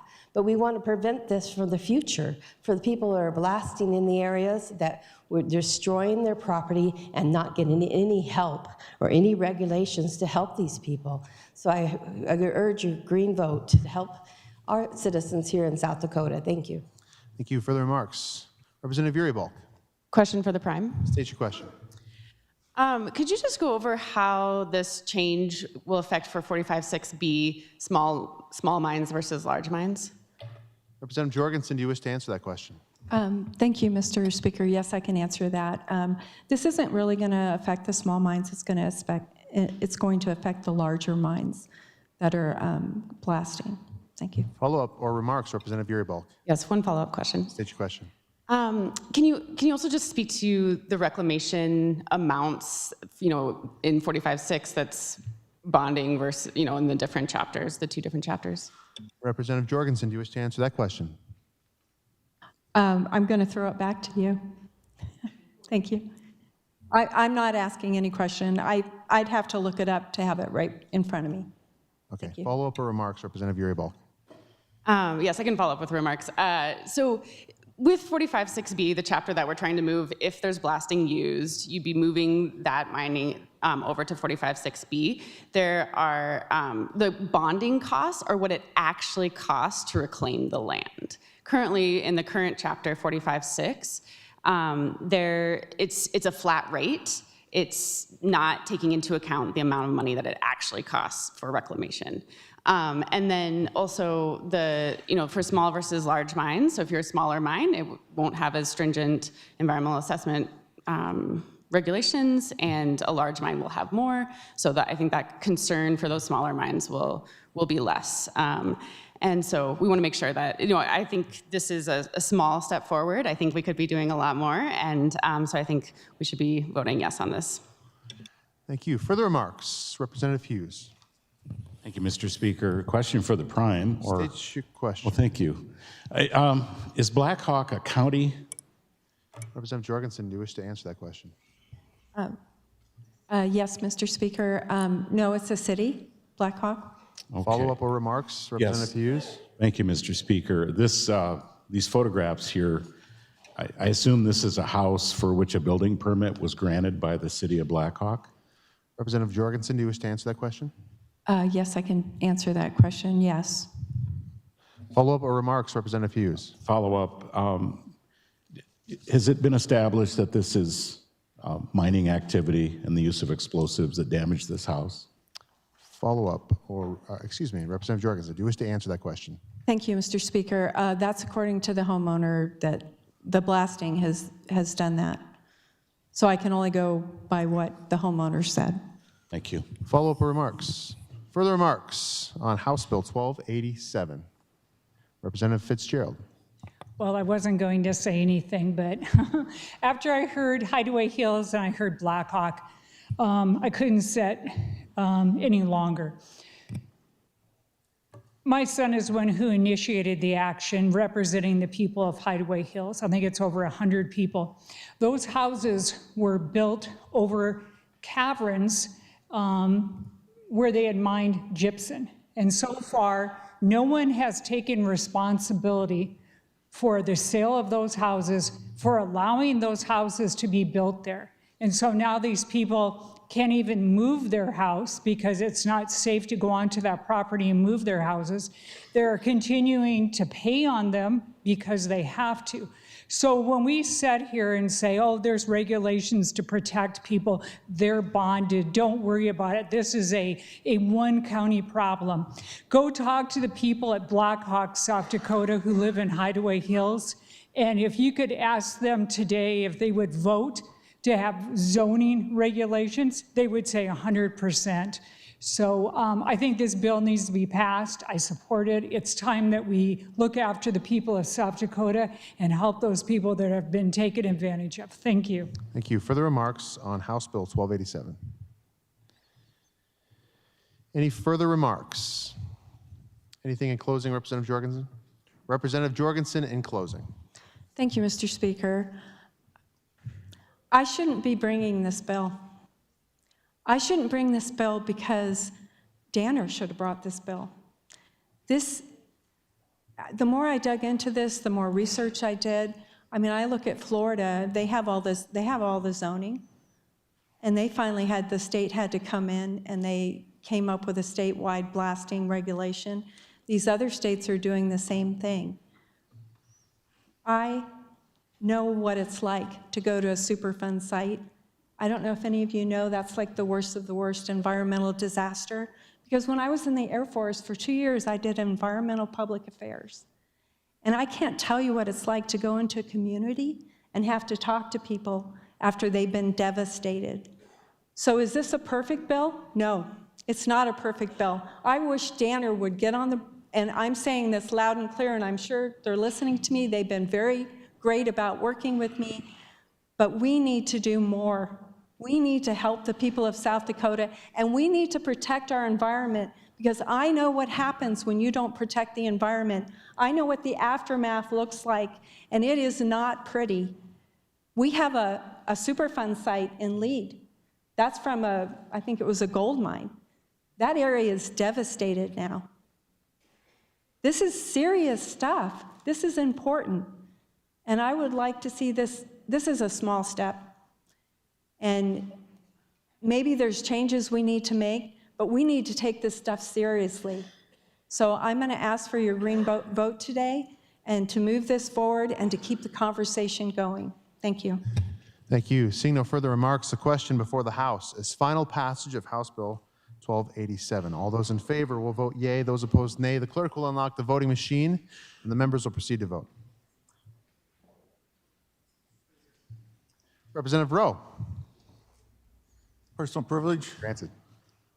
In the gallery today, we have Travis and one of his daughters. No, his wife Deb. Anyways, they're proud parents of Miss Rachel, or I'm sorry, Maria Stephenson, one of our pages here, just, and it's also her birthday, I think. So help me welcome these fine folks.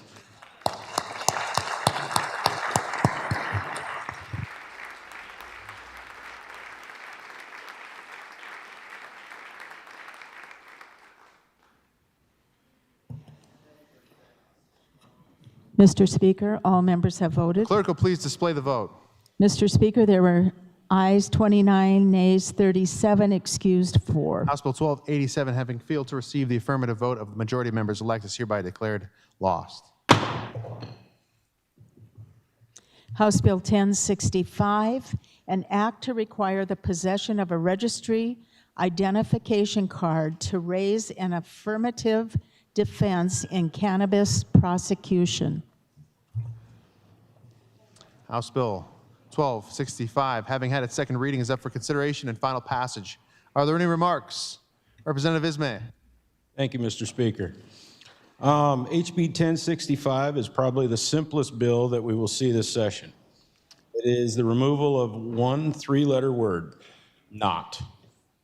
I've been inundated with people that are quite frankly scared of something that is not happening. I'm not trying to take away medical marijuana. I'm not trying to remove the affirmative defense. We just have to be able to tell the difference between medical and recreational use. The last two elections have been very clear on South Dakota's stance on recreational marijuana. We don't want it. Currently, 34-20G-53 states that a person is not required to possess a registry identification card to raise the affirmative defense set forth in 34-20G-51. That simply means you don't need a medical marijuana card or to be on the registry to use the affirmative defense of medical use. That is de facto legalization of all marijuana, regardless of its classification. Currently, if a police officer pulls someone over and there is marijuana or some other paraphernalia in the vehicle, all that person needs to do is say that the substance is for their medical use and they are going to get a medical marijuana card at some point.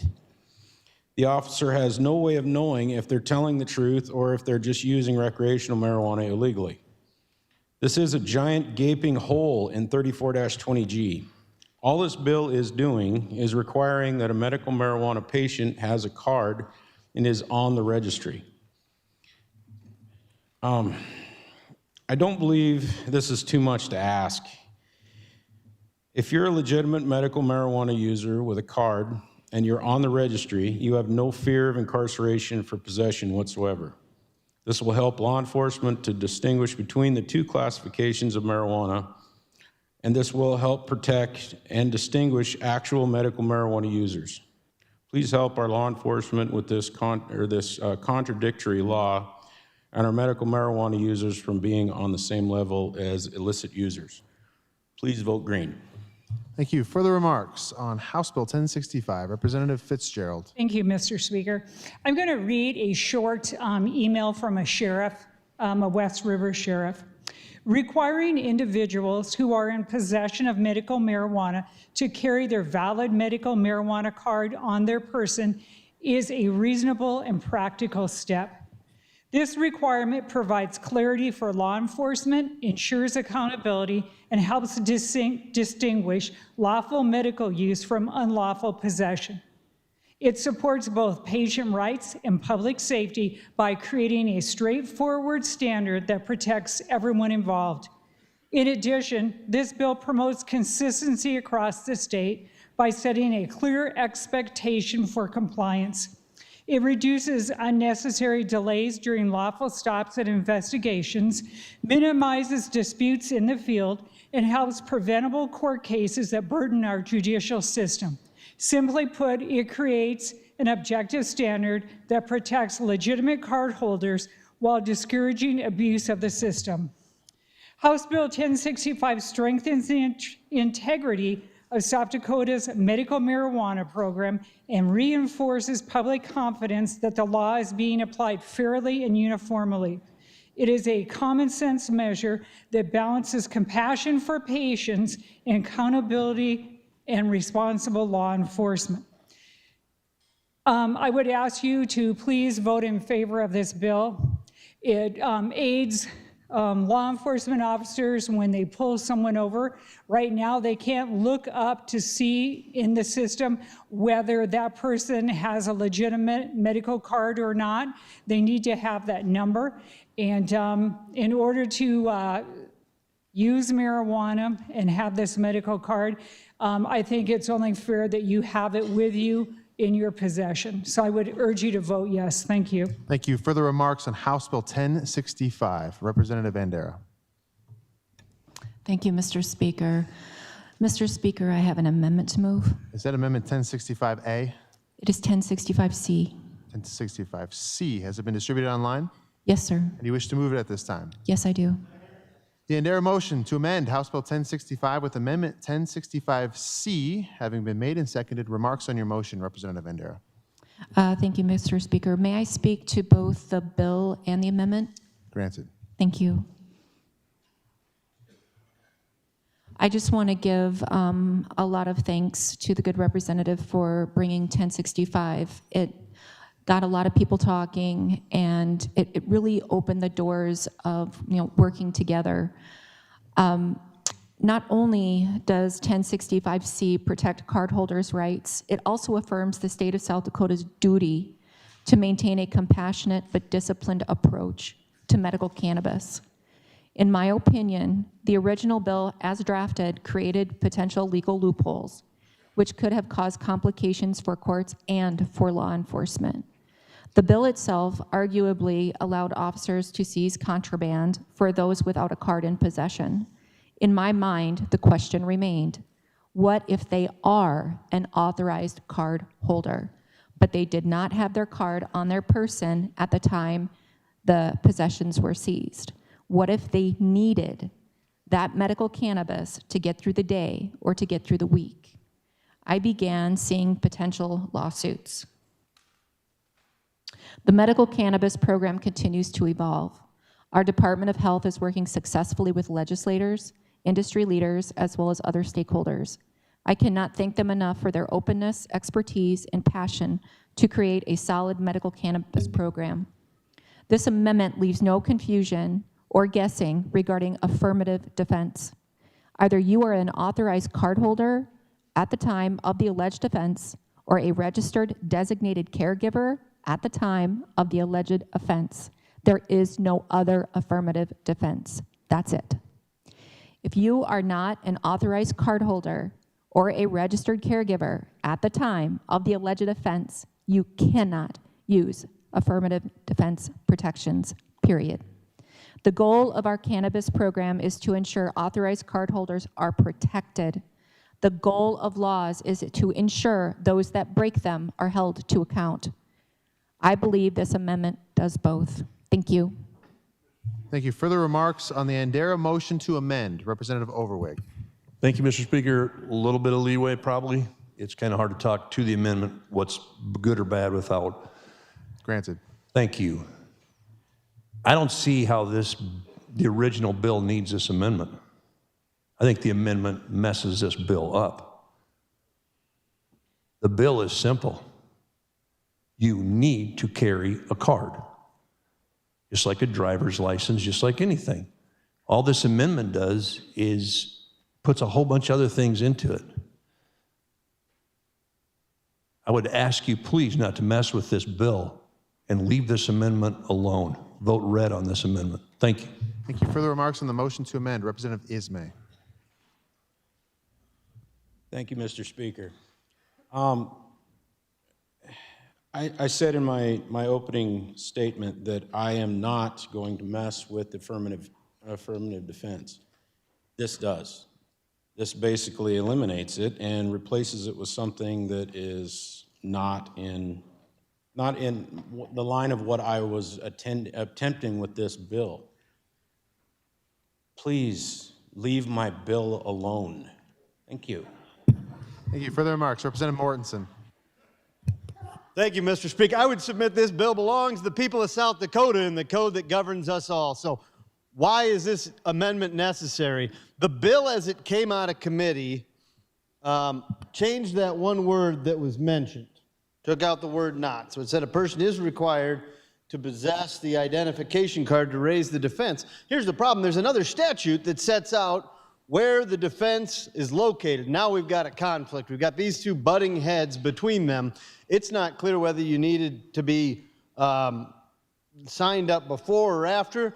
This amendment makes that clear. It says you're not going to be guilty of possessing marijuana if you're either a qualifying patient who was registered with the department as a cardholder at the time of the defense or of the offense, alleged offense, or if you're a designated caregiver, being again registered with the department at the time of the offense. And then you have to be abiding by all the other laws in that chapter. The good representative from Minnehaha County, who I believe sat on this committee and had this put, I would say, halfway together, I think was doing good work. This amendment, as it's put forward, removes that conflict. It makes it eminently clear. You're still guilty of possessing marijuana unless you're a qualified patient or a qualified caregiver who's gone through all the steps with the department. It's not a, do you have a piece of paper or not? And then also there's a different statute where the defense still lives. It's crystal clear. Either you've registered the way you were supposed to and now you can possess, or not. Please vote yes on the amendment, and then with a little latitude, I think it's a good bill. Thank you. Thank you. Further remarks, Representative Stevens. Well, thank you very much. As a criminal defense lawyer, I hope you don't I hope you follow his amendment, because that'll be good for the criminal defense lawyers. As it relates to the amendment itself, you know, all of us are supposed to be carrying insurance on us at all time in our cars. And what happens if you get picked up and you don't have your insurance with you? Well, the police officer says, well, I'm going to give you this, and if you come and show me you got insurance, then you don't get a ticket. And I think that's reasonable. I think that's common sense. I think that's what this amendment does. For people to get those cards, they got to go through a process. There's documentation. It's very easy for the law enforcement to check that out or have those people check it out. And my goodness gracious, they arrested them. They know who it is. They know who their car is. They have their identification. And so this is not hard for them at all to do that. And so from that standpoint, does one word make a difference? We all know it does. There's a big difference between yes and no, and they're one words. And this amendment, in my opinion, makes it very clear as to who's involved and who's not. So I'd ask you to support the amendment. Thank you. Further remarks on the Andera motion to amend? Representative Fitzgerald. May I ask a question of the representative down in the front row? State your question. It's for you, Representative Mortensen. I have a question for you. During the Sturgis bike rally, it's pretty heavy with a lot of people. How do you know at the time of the arrest whether they have a legal right to have marijuana if they do not have their card with them? What is a police officer supposed to do? Because this email from the sheriff said that passing the original bill will help them do their job. Thank you. Representative Mortensen, do you wish to answer that question? Yeah, I'll give it a shot, Mr. Speaker. I think that the important consideration is exactly what was just referenced by the good representative from Yankton. This is not the only area of law in which we require proof of these things. So if you don't have proof of your insurance, you can get brought up on a ticket. Now then you can come in and raise the defense later. I mean, you can get arrested, you can be charged with these things, and you should be. If I was somebody who was a medical marijuana card holder, I would have that proof with me all the time just because it would save me the headache. You could absolutely get arrested for that. But then you get the defense coming in, which I think we all think you should have if you have gone through all those steps of the department, and is what the law would be if we pass this amendment, that you could still get arrested then if you're not carrying your card. But then you could come back and say, no, I've been a medical marijuana guy, went through the department, got all my stuff. My doctor said that I need this. I've been using it for PTS, whatever, right? But the thing is, yeah, I mean, if you're somebody who's a card holder, law enforcement would have every right to detain you for a good period of time until they have satisfactory proof that you're somebody there. So it's still a very best practice But I think what this stands for is the same proposition of if you run out to get an ice cream and you don't bring your driver's license with you, you can still go prove that you've got one later if you've got one. And I think that just makes common sense. So again, I'm supportive of the amendment, and with the amendment, I'm supportive of the bill. Thank you. Further remarks on the motion to amend? Representative Hughes. Mr. Speaker, I may be just off the boat here, but I'm trying to figure out what we're doing here. I'm looking at the original version of the bill. 34-20G-53 is being amended. And then we look at the amendment, and we're referring to 34-20G-51. So how do these two statutes work together? And I would ask the good representative from Stanley County et al. To respond, please. Representative Mortensen, do you wish to answer that question? Do you need the question restated?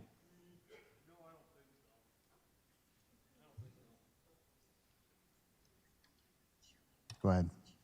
Yeah, I mean, this is one of the stranger provisions of law. The current statute, the one that under the amendment C that we're repealing, is one of the stranger provisions of law that I've seen. I would defer to the good representative from Yankton if you've seen a lot of other areas where it says that you don't have to do this to raise some affirmative defense. It's just strange. And folks, this is a law that was passed not in this body, but by the people in Initiated Measure 26. And so, you know, it didn't come through this process. And so the amendment strikes it out. It doesn't say you do have to or you don't have to. Like most other affirmative defenses that exist in our code, now the affirmative defense is just going to live in Section 51 of this. And you can, again, if you've got it, you can raise it later. But that's how I read it, Representative, and I hope that answers your question. Follow-up or remarks, Representative Hughes? It does make sense to me, and I thank you for the explanation.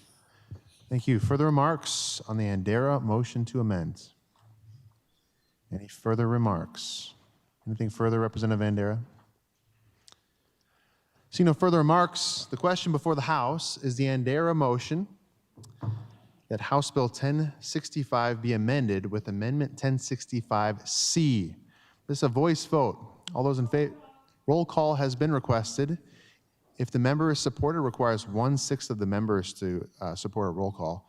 If you support the roll call request, please stand.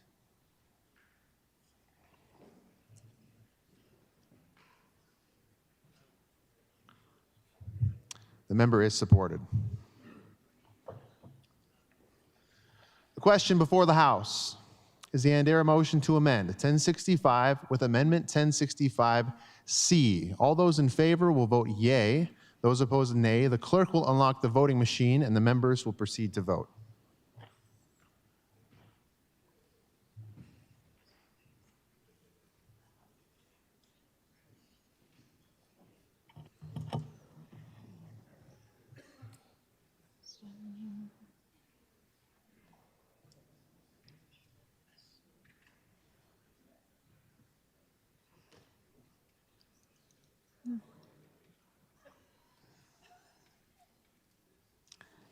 Mr. Speaker, all members have voted. Clerk will please display the vote.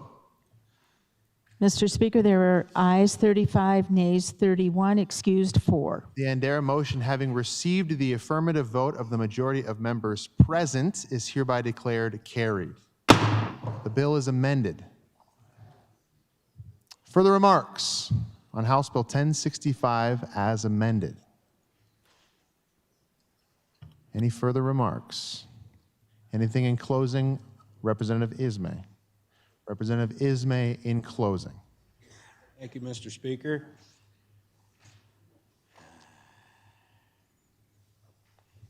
What to say? Well, it's on.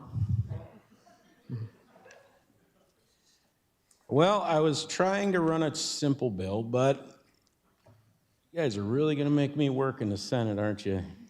Okay, well, I guess I got my work set out for me, so vote green. Thank you. We appreciate that. Seeing no further remarks, the question before the House is final passage of House Bill 1065 as amended. All those in favor will vote yea, those opposed nay. The clerk will unlock the voting machine and the members will proceed to vote.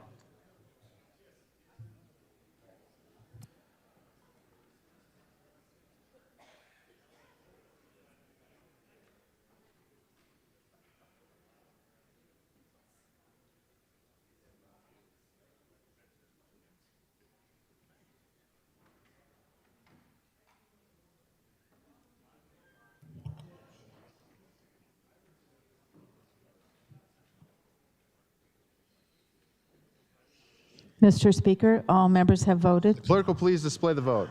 Mr. Speaker, there are ayes 53, nays 13, excused 4. House Bill 1065 as amended, having received the affirmative vote of the majority of members elect, is hereby declared passed. Are there any questions on the title? Seeing none, the title is deemed correct. House Bill 1151, an act to ban kratom and kratom products and to provide a penalty therefor. House Bill 1151, having had its second reading, is up for consideration and final passage. Are there any remarks? Representative Heineman. Thank you, Mr. Speaker. Well, I get to follow that, huh? Kratom is a plant native to the Southeast Asia. Its leaves contain psychoactive alkaloids that act as opioid receptors. At low doses, it may act as a stimulant. At higher doses, it can produce sedative and opiate-like effects. Therefore, the reason why we're talking about that here today. The plant typically has no more than 2% alkaloids, and therein lies the problem with it compounding with other products. The active ingredients, among other things, is metragenine and 7-hydroxymetragenine. And therein lies the problem in that some of those side chemicals are being accentuated in other products. It's sold in convenience stores, gas stations, smoke shops, vape shops, head shops, and supplemental retailers. Online in vendors as well. They're typically sold as powder, capsules, liquid shots, or enhanced concentrates. There are 7 states now that have outlawed kratom, and it's currently legal in South Dakota, and that's largely because last year we took that up and had a bill here that required someone to be 21 or older to be able to purchase that product. I see it, the problem I see is that it's difficult to enforce and it's hard to determine those products and what they contain. And therefore, this last year, there were 6 deaths in South Dakota related to this drug. Some are debating how much of the drug was involved, but the direct causation is difficult to isolate because of the polysubstances that are being mixed with this particular drug. I thought something interesting, of those 6 deaths, 5 mothers called in to our committee and remote testified. I didn't ask anyone to do that, but they called in and wanted to plead with the legislature to ban kratom because their son or daughter had died from that. I think the most important thing is it can protect, if I can protect kids, banning this substance, that's what I'll do. I'll vote for that. The Attorney General and the South Dakota Police Chiefs Association supported this in testimony in the committee. And again, the military also last week just had a press release. They originally had banned it for 2 of their branches. I believe it was the Marines and the Navy, and last week they took the step to ban kratom totally in all military installations, places. So please vote in green on this bill. Thank you. Thank you. Further remarks on House Bill 1151? Any further remarks? Representative Mulder. Thank you, Mr. Speaker. Well, I'm going to start off with my remarks to say, in no way am I endorsing the use of kratom or trying to protect natural kratom in what it is. I think the issue is that we're here to make good law And although the good representative, great representative, is bringing this bill forward, unfortunately, I think we're just going to confuse some matters in the banning of this substance. And I'll get to that in a second. But when we ban a substance like this, in my experience in the chemical dependency world or just in life in general, the issue is that this market will go to the black market. And then we will have no regulation over it whatsoever. There's no doubt it will. And that's where the dangerous synthetics are. And so I'm going to get back to what I'm going to say here, is that last year we did pass a bill to deal with kratom. Essentially what last year's bill did was it did ban in the state of South Dakota the sale of synthetic kratom. Synthetic kratom versus natural kratom, it is all about what the good representative mentioned, this 7-hydroxymidergine. We'll call it 7-OH for short. Okay, synthetic 7-OH is 13 times more potent than natural kratom and 13 times stronger than morphine in binding to the opioid receptors. Synthetic kratom is dangerous. We banned it last year. Right now, the FDA has not targeted natural kratom leaf, but is taking action on the concentrated synthetic 7-OH products. Again, synthetic kratom. Those deaths that were mentioned, again, tragic. I feel for the parents. I understand where they're coming from. But those happened in 2024 prior to the passage of our synthetic kratom ban. So most likely those individuals were using the nasty synthetic kratom stuff. Okay, that's really where it was coming from. When you get into the synthetics, it's 95 to 98% 7-OH. Again, that's what makes it so dangerous.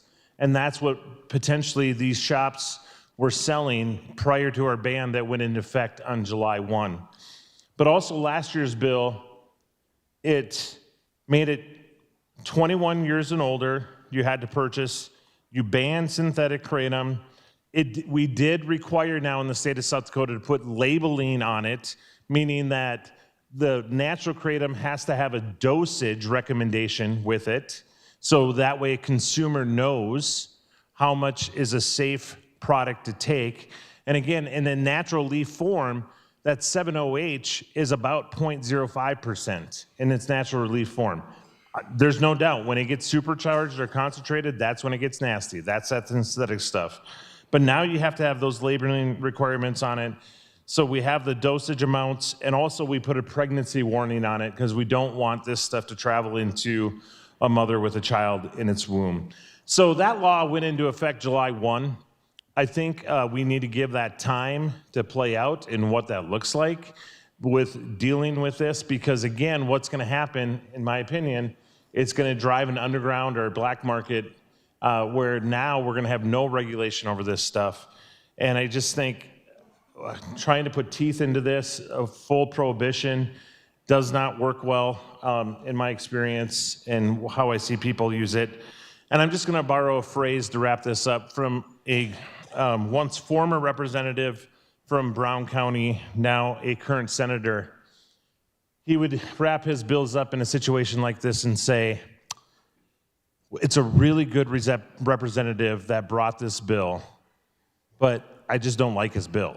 And so that's how I'm going to end this. And I would encourage your red vote on this vote. Thank you. For the remarks on House Bill 1151, Representative Northrup. Thank you, Mr. Speaker. Had an interesting experience today. I was walking back from caucus, and I said hi to a person up in the gallery, and got introduced and talked a little bit, and I said, what do you do for a living? She says, I'm a nurse.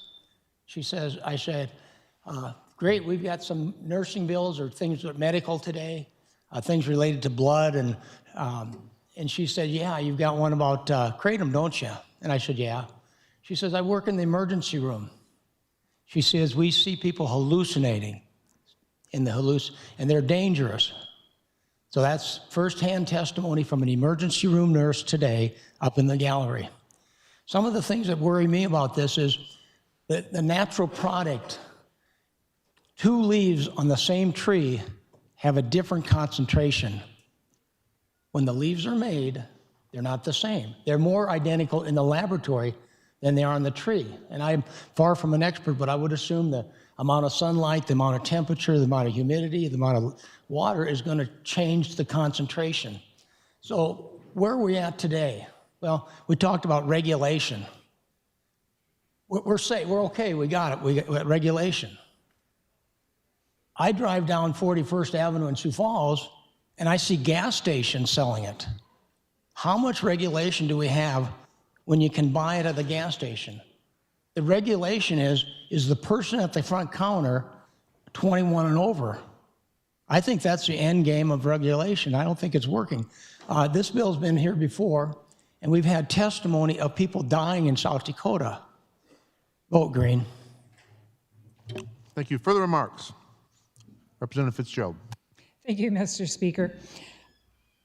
As I sit here and I listen to the arguments, I guess I don't know why this is a difficult question. This is a difficult vote. We're elected to write laws that protect the people of our state. We're trying to help people out. We want to ban a dangerous product.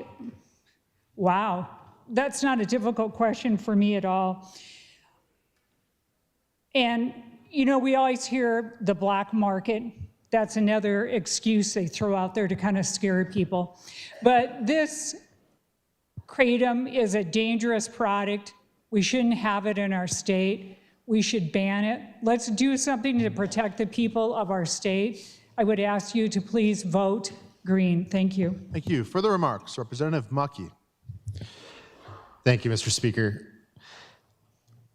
I think it's important to acknowledge the reason that there is a challenge with this bill is that I know that the good representative from Sioux Falls mentioned we had a regulatory framework we created last year and it's still taking time. I think it's important to keep in mind what prohibition actually does. We're effectively eliminating our control regulatory-wise on a particular drug or substance in this case, knowing that there are applications of that substance that are safe and approved. If we're going to achieve the goal we're looking to do to save people's lives and protect them from a dangerous drug, we need to strengthen our regulatory arm and our oversight of that drug and improve enforcement. That's the responsible path forward. Now, I'm not saying that we want to make sure that we want to protect our families, and so I appreciate the good sponsors' approach on this. But I can't agree with a prohibition because a prohibition is not going to get the job done for what we're looking for. We're trying to protect families and our kids. If we're going to do that, we need to dig in more thoughtfully then into the approach we're going to take for regulating this drug. And so I'll be voting no for that reason, not because I don't believe in safety, but the goal to safety to get there is increased penalties, increased regulatory environments, increased enforcement of that drug, not to eliminate our ability to regulate this. Thank you, Mr. Speaker. Thank you. Further remarks on House Bill 1151. Representative Colbeck. Thank you, Mr. Speaker.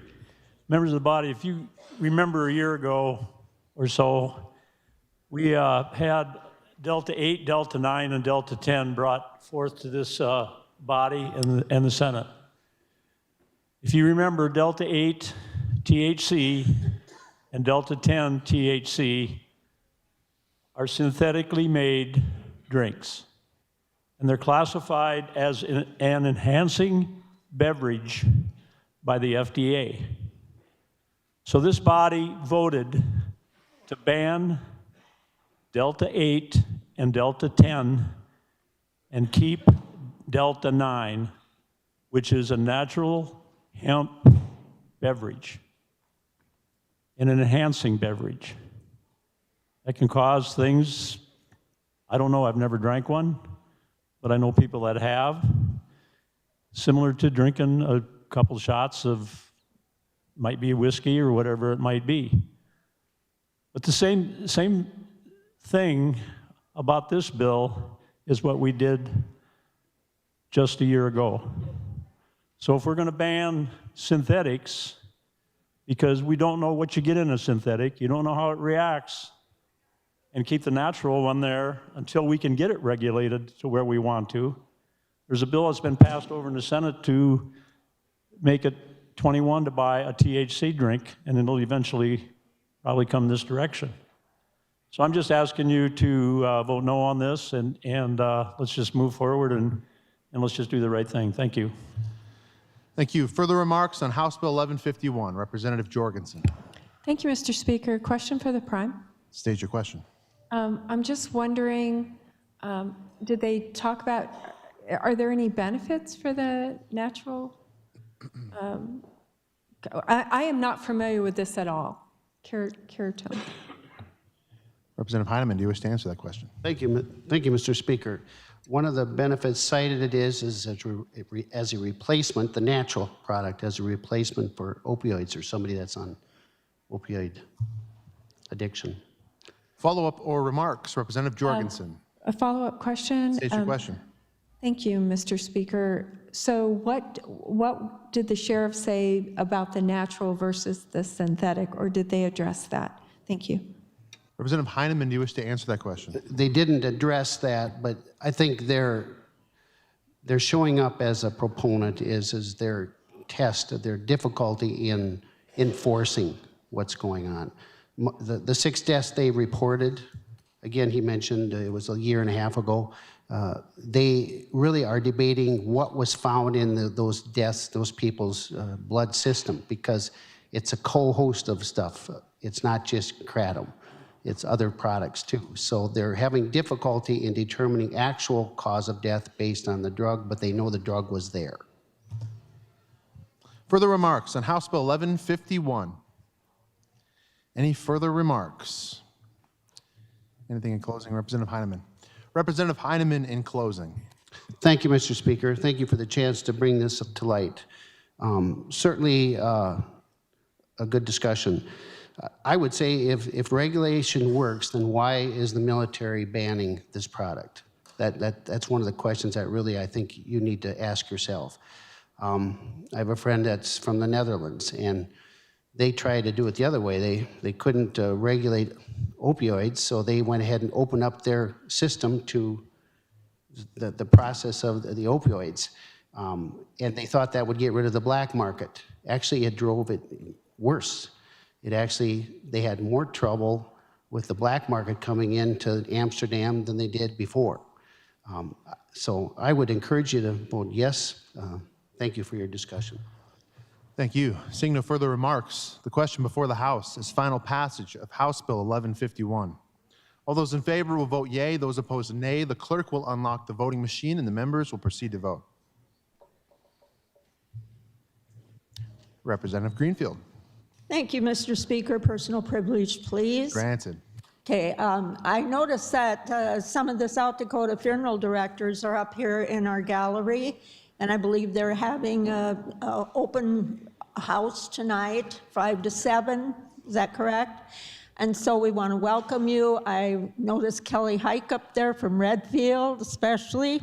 So if everybody would stand up and greet them, that would be wonderful.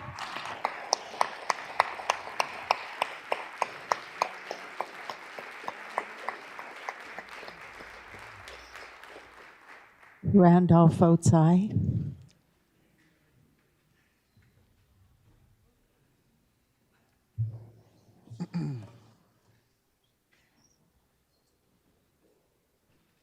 Mr. Speaker, all members have voted. Clerk will please display the vote. Mr. Speaker, there are ayes 27, nays 39, excused 4. House Bill 1151, having failed to receive the affirmative vote of the majority of members elect, is hereby declared lost. House Bill 1171, an act to establish provisions related to the disclosure of COVID-19 and mRNA vaccination status and blood donations. House Bill 1171, having had its second reading, is up for consideration and final passage. Are there any remarks? Representative Garcia. Mr. Chair. Mr. Chair and esteemed colleagues, the public, and those listening. House Bill 1171 is a medical freedom bill. This bill preserves patients' informed consent. Informed consent means the patient decides what risks are acceptable. Blood centers do not have the constitutional authority to override patient conscious medical preference or religious belief. This bill protects patient-directed blood donation decisions in non-emergent healthcare situations. The purpose of this bill is to have blood donors to disclose on the honest policy if they received messenger RNA vaccines. One in particular also is COVID-19, which is a messenger RNA vaccine. So it's messenger RNA vaccines or the COVID-19 vaccines. To reiterate, this bill is for non-emergency situations. Therefore, this bill does not contradict codified law 3424B1, which is a directed donation statute. And that gives the right to choose who gives you blood. It does not give the right to demand new types of testing that are not already standard medical practice. House Bill 1171 is requesting the blood be labeled by COVID-19 vaccination or messenger RNA vaccination blood. The bill provides transparency and allows the patient's right to choose. Why does HB 1171 matter? This bill matters because vaccinated donor blood contains antigens from the vaccine that causes the immune responses that leads to the increasing rates of cancers, increasing rates of blood clotting, and increasing rates of cardiac disease. To give an example, at this present time, an individual who has decided to not be vaccinated has only one choice, and that is to receive blood from a donor that may or may not have been vaccinated. Now, this patient may be subjected to negative ramifications from that vaccine, even though they decided to be unvaccinated. Thank you. Thank you. Further remarks on House Bill 1171? Representative Fosness.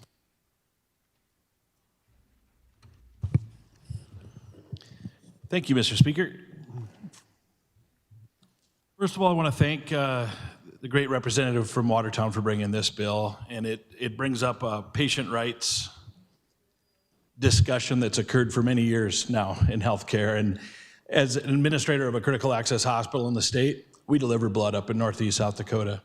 But I'm here to inform this body that as of yesterday, we have 2 days of supply of blood. 2 days. We rely on youth blood drives. We rely on retired service groups that do blood drives that help to supply. And we have regional blood centers that bring that blood to us and have people on call 24/7. So when we run low, more blood shows up. This is real. It's very real that you need blood, even in emergent situations. This bill, although it will be talked about for non-emergent care, the blood supply in its majority affects emergent care. That could be any of us, all of the districts we represent around this great state. I also want to point out Chapter 3424B1, which the sponsor addressed that it doesn't apply, but I will tell you this law in South Dakota, this codified law, has been in place for 40 years, and it speaks to a patient's right to choose their blood. I'll read it to you. Any person requiring a transfusion of whole blood or blood components may specify a donor or donors to provide the blood. That's the first statement in the existing current state law. In other words, this law proposed is not necessary. Protections for obtaining blood from whomever you would like to choose it to come from already exist as a patient right in South Dakota. I urge you today to vote red, ironically, for the blood that's needed throughout our great state. Thank you. Thank you. Further remarks on House Bill 1171, Representative Baxter. Thank you, Mr. Speaker. Question for the prime. State your question. In regards to the bill that's on the books, the 34-24B, can you explain shall undergo the same screening procedure? Representative Garcia, do you wish to answer that question? Thank you, Mr. Chair. Yes, I do. Thank you, Representative. And thank you, Representative, for reading the first sentence of the codified law. So the actual sentence you're pointing to is shall undergo the same screening procedures. Well, what this means is that the law only mandates the tests that are already required by FDA or deemed medically necessary at hospitals, and that the hospitals, blood banks, and doctors' offices are legally obligated to perform that are already existing. Follow-up or remarks, Representative Baxter. Thank you for clarification on that. So just one other question. Last sentence, it says not liable. Can you further describe what that means? Representative Garcia, do you wish to answer that question? Mr. Chair, thank you. Yes, thank you, Representative, for the question. So I'll just read the sentence here. It says that, and I will be very short here, blood collection centers or their officers, directors, agents, or employees are not liable solely because whole blood or blood components from nonspecific donors is subsequently transfused. What that is it holds the harmless clause. So it protects doctors, blood banks from being sued. If they cannot fulfill the patient's request, which is what we're asking, a request, and if your request cannot be fulfilled, then they have no other choice but then to give you the non-specified blood. Follow-up or remarks? Further remarks, Representative Schaefbauer. Thank you, Mr. Speaker. Question for the Prime. State your question. Okay, we heard in the Health Committee that the hospitals and the blood banks were opposed to this. Why wouldn't they want informed consent for their patients? Representative Garcia, do you wish to answer that question? Thank you, Mr. Chair. Yes, I do. Thank you, Representative. Yes, that did come up in committee. Informed consent because it would make them liable. Hospitals and blood banks, as well as pharmaceuticals, and large federal agencies make quite a bit of money on actually the blood. So if we give informed consent this way, we would eliminate possibly people donating or them making money on the other end. Follow-up or remarks, Representative Schaefbauer. One more question for State your question. sponsor. In your best guess estimation, if the bags are labeled with the COVID vaccine and non-COVID blood, would this decrease blood donations, in your opinion? Representative Garcia, do you wish to answer that question? Sure. Thank you, Mr. Chair. Yes. Representative, it's more than just the COVID-19. So COVID-19 is one messenger RNA type. We have now several that have come out. So it would be COVID-19, messenger RNA bag, or vaccinated. To answer your question, 11%, there's been an increase in 11% of pure blood donors since this has started in 2021. So we have had an increase in pure blood donors. We've had a decrease in donors, period, for over 2 decades, way before COVID came in 2019. So we've had 2 decades of blood donors that have not donated. One, as the good representative mentioned, the blood donor buses would come to the high schools. They would come to the local communities. They don't do that anymore. Well, whose fault is that? Then we have the older population that would always do it as a good nature, go and donate and help someone out. They're dying off or they're not doing it.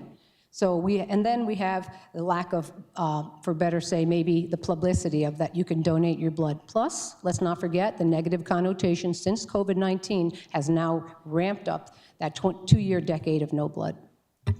Follow-up or remarks, Representative Schaefbauer. Some remarks, please. Go ahead. Actually, it's an email that I received about this situation. A patient needed a blood transfusion. And so I've been given permission to read this. I won't name any names. And at the end of October 2025, I was told my hemoglobin level had dropped to 5.4. I was informed that a level of 4 is considered not compatible with life. My condition was critical. My doctor immediately recommended a blood transfusion. I had always stated that I would only accept a transfusion if I were near death, and only from a donor I personally knew.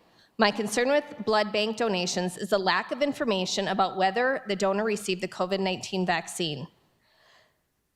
This concern is not theoretical. I am severely allergic to polyethylene glycol, PEG. The COVID-19 vaccines contain PEG. There are no studies showing how long PEG remains in the bloodstream or whether blood processing removes it. Even a small amount of PEG taken orally, such as a 1/4 teaspoon of Miralax, causes a severe reaction for me that lasts more than a week.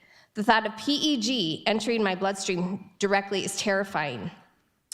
When my doctor told me to go to the hospital immediately, I asked my son to meet me there to donate blood. I was told direct donations are not performed in South Dakota and that the process could take over a week. Terrified and in tears, I felt I had no choice but to accept unclassified blood from the blood bank or risk a stroke or heart attack. Approximately 3/4 of the way through the first unit of blood, I developed full body tremors that lasted 45 minutes. No explanation was provided. Ultimately, I required 4 units of blood, meaning 4 separate exposures from unknown donors. Today, I live with ongoing uncertainty about what that life or death decision may mean for my health. I worry about potential autoimmune issues, possible reactions if I encounter PEG again, and whether allergens may still be present in my body. Jorgensen yields. Thank you. No one would willingly accept a known allergen injected directly into their bloodstream if they had a choice. This fear and uncertainty could have been avoided if blood donations were labeled to indicate COVID-19 vaccination status or mRNA status. I am grateful to be alive and currently doing well, but this concern remains with me every day. And she asked to pass HB 1171. Patients have the right to know what is being put in their body. And with of my own, this bill addresses informed consent, period. That's all it is. It's a labeling. We're giving the patients informed consent to know what they're putting in their bodies. People who avoided the mRNA vaccine did that intentionally. And an unintentional consequence of getting an unlabeled bag of blood would undo their intentional response or intentional no to this type of product being put into their body. This isn't being shortage of blood. This is about informed consent. South Dakotans deserve to know on any type of procedure what is being put in their body. So I ask everybody to do what is best for South Dakota and inform consent in our medical community, and I ask you to vote green. Thank you. Thank you. Further remarks, Representative Rayfeld. Thank you, Mr. Speaker. Well, I have a different take on this bill from the representative in the back of the room, and that I actually think that this bill does the opposite of informed consent, and here's why. There is no practical way today to test whether or not blood has any remnants of the COVID vaccine or the mRNA vaccines. It's not an FDA-approved test. So my concern with this bill, and by passing this bill, is that we are actually creating a false sense of security for patients if we tell them that they are not going to receive mRNA blood, because there's no way to test for it. And I've looked this up in a bunch of different ways. There just is not an FDA-approved test to do that. So if we can't deliver on the promise of giving a patient unvaccinated blood, why would we pass a bill that says that we can? If we can't deliver, like we talked about, informed consent, then the purpose of the bill is really null and void. The other part that I want to mention in regards to this bill is it just doesn't pass the science or the practicality test.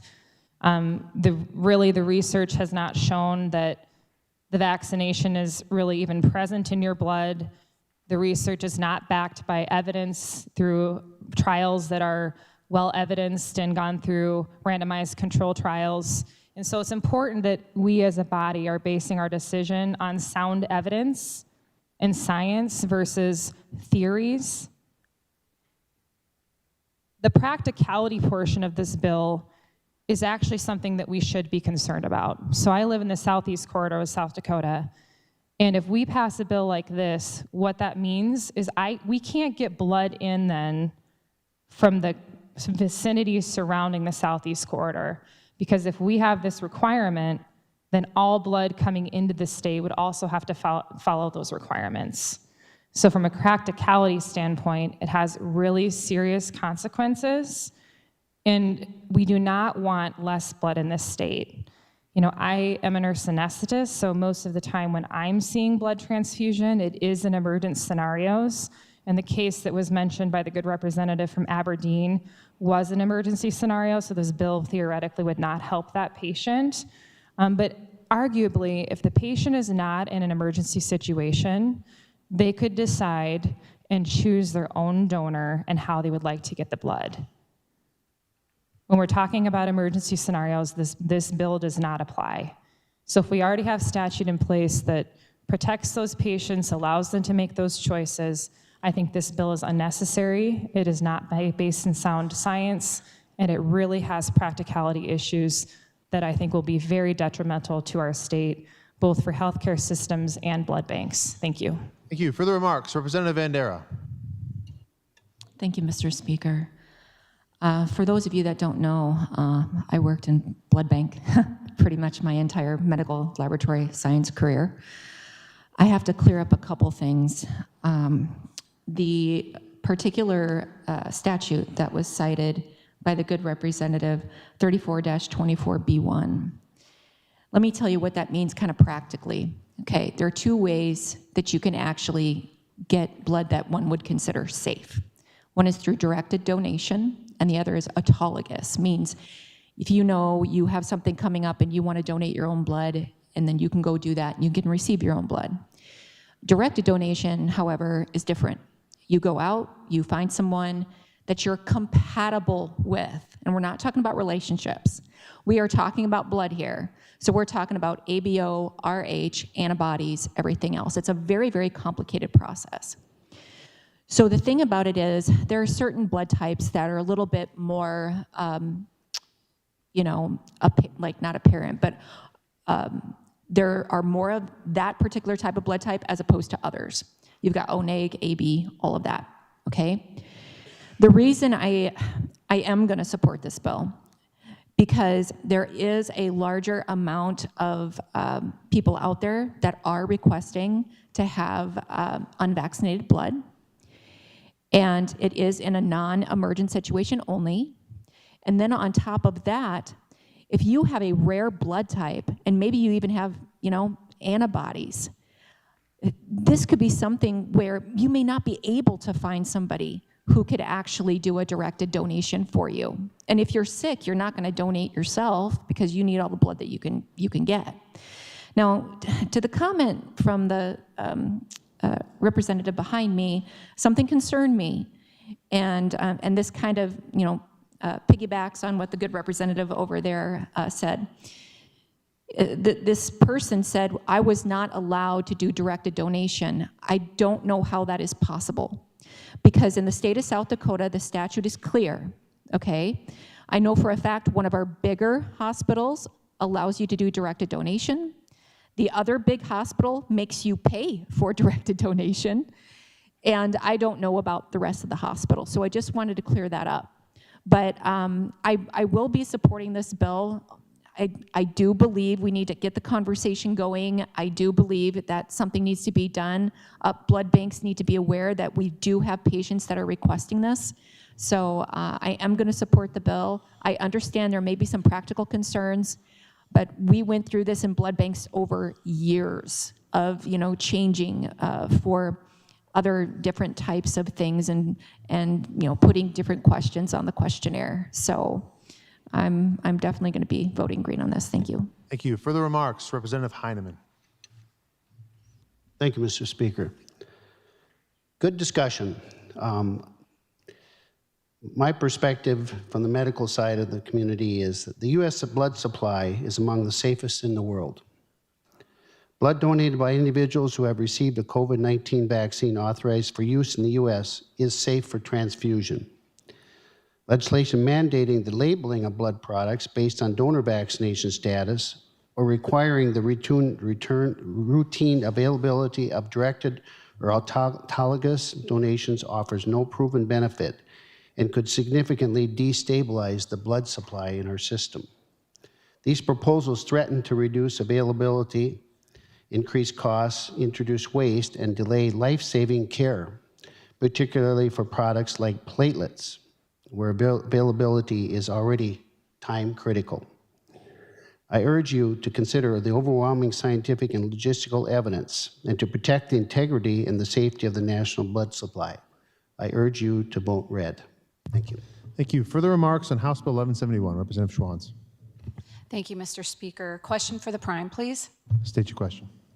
Do you think that these provisions established in this legislation would create a rise in the blood donations through the Red Cross? Representative Garcia, do you wish to answer that question? Thank you, Mr. Chair. Yes, I would. Thank you, Representative. I think that yes, to answer your question, there would be a rise. I do believe there would be a rise. Follow-up or remarks, Representative Schwans. Follow-up, please. State your question. How much do you think that the Red Cross typically makes off of these donations? Representative Garcia, do you wish to answer that question? Thank you, Mr. Chair. Yes, thank you, Representative. So the Red Cross, a nonprofit, makes billions, $2 billion a year easily. The hospitals, when you need a unit, 1 pint, $1,000 to $3,500 per pint. So this is not just about people, it's about a money-making situation. It's a money-making machine. So it can bring billions of dollars in. Follow-up or remarks, Representative Schwans. Yes, final remark, please. State your remarks. Or actually, it would be a question, sorry. State your question. How much does it cost to put the labels on the bags? Representative Garcia, do you wish to answer that question? Thank you, Mr. Chair. Yes, thank you, Representative.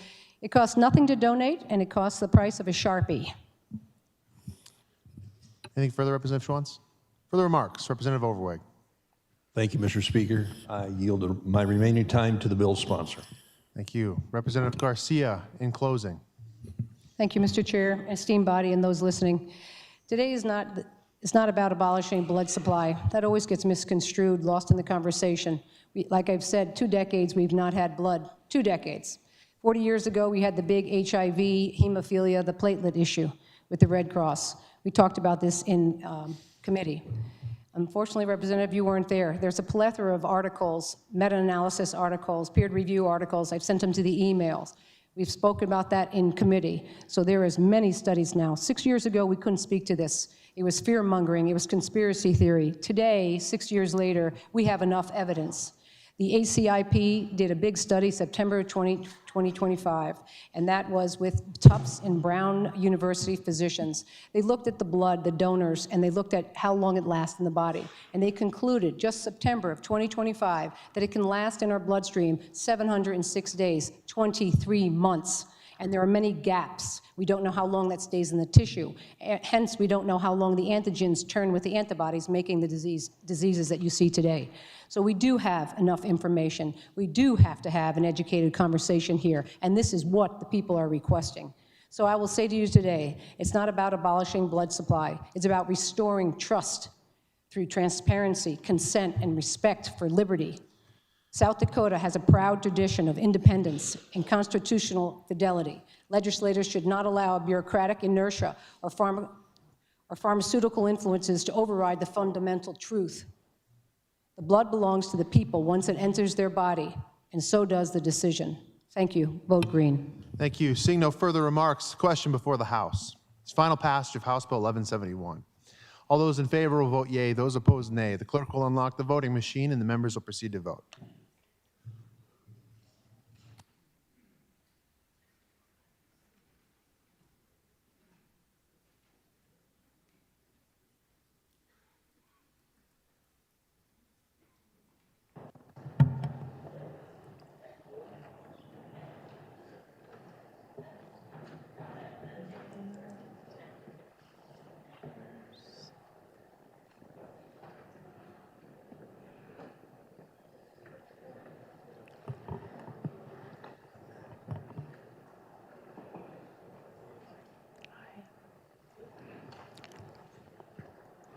Randolph votes aye.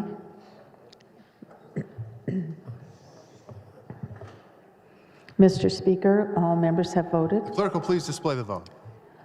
Mr. Speaker, there were ayes 23, nays 42, excused 5. House Bill 1171, having failed to receive the affirmative vote of the majority of members elect, is hereby declared lost. Second reading of Senate bills. Senate Bill 63, an act to establish the State Office of Apprenticeship within the Department of Labor and Regulation. Senate Bill 63, having had its second reading, is up for consideration and final passage. Are there any remarks? Representative Shorma. Good afternoon. We can drag this out or we can make it quick. Senate Bill 63 is an act to establish the State Office of Apprenticeship within the Department of Labor and Regulation. Senate Bill 63 is brought to us by the Department of Labor and Regulation. Currently, South Dakota is an Office of Apprenticeship state where all apprenticeship programs are under the U.S. Department of Labor, Federal Authority and Control. This bill would recognize Department of Labor as a state apprenticeship agency, shifting oversight of registered apprenticeship programs from the federal to the state. Now, I'm a manufacturer, I'm a major employer, I know lots and lots of manufacturers across the state. We want apprenticeship programs that are functional, efficient, easy to establish, and teach people that live here a higher level of skill to enhance their employment. We don't have enough people. Workforce challenges are a common concern. Every business in your district is likely facing them as well. Registered apprenticeships are a proven earn and learn model that meet employers' immediate workforce needs while training to prepare for their future needs. As I said, we need to elevate their level of training. It's difficult in an on-the-job training program to elevate somebody's level of training because you're having somebody teach them that doesn't necessarily want to work themselves out of a job, train themselves out of a job. Registered apprenticeships allow South Dakotans the ability to access training and sustainable career path while remaining in their community. It's a perfect workforce development model for our rural state. The State Apprenticeship Agency model increases flexibility to meet the state's workforce needs. SB 63 does not grow state government. It requires no FTEs or funding. We'll talk about that in a little bit. This bill does not impact current programs. Registered apprenticeships are federally registered. States can choose to have state authority of programs or leave it with the federal government. Guess what? 33 states and territories have now become state apprenticeship agencies. I haven't heard of one that's converted back. And found no downfall to this model. All registered apprenticeships remain recognized through national credentials. The Department of Labor and Regulation best understands the workforce needs and gaps in South Dakota. You've heard me say before, and this is from the Department of Labor and from other studies, South Dakota workforce that are of working age from 18 to 99, we have a very high percentage of people that, much higher than most states in the nation, for participation. That means everybody that wants a job is working. Everybody that's capable of working is working. And we have the lowest unemployment in the nation.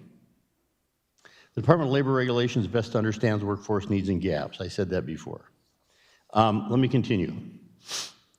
It also creates career paths for South Dakotans and increases economic growth.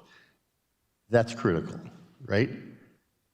I love it when I can afford to pay my employees more, when they learn additional skills and become more productive. And I'm happy to report January was one of the most productive months that we've had in a long time because I've got a workforce that's stabilized and I'm paying them accordingly. So, there will be a development of a board. Department of Labor has an existing group in place that will provide advice.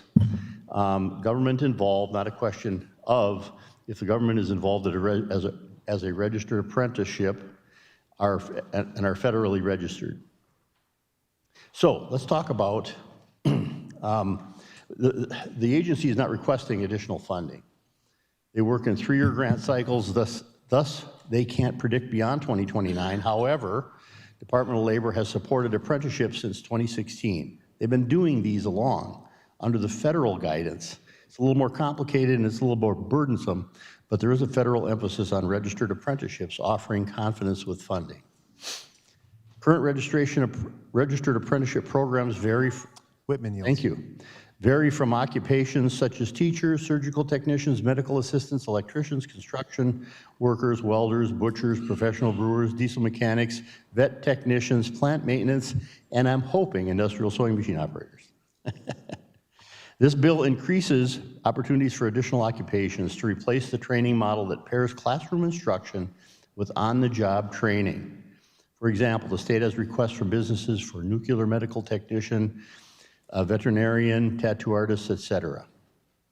So, there are currently over 1,700 apprentices taking part in 177 programs in South Dakota. We need to bring this inside the state so we can move even more people into that situation.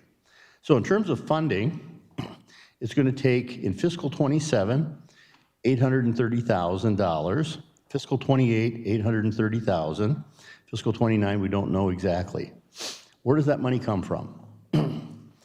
The Future Fund is the majority of those dollars. There are grants for the balance of it.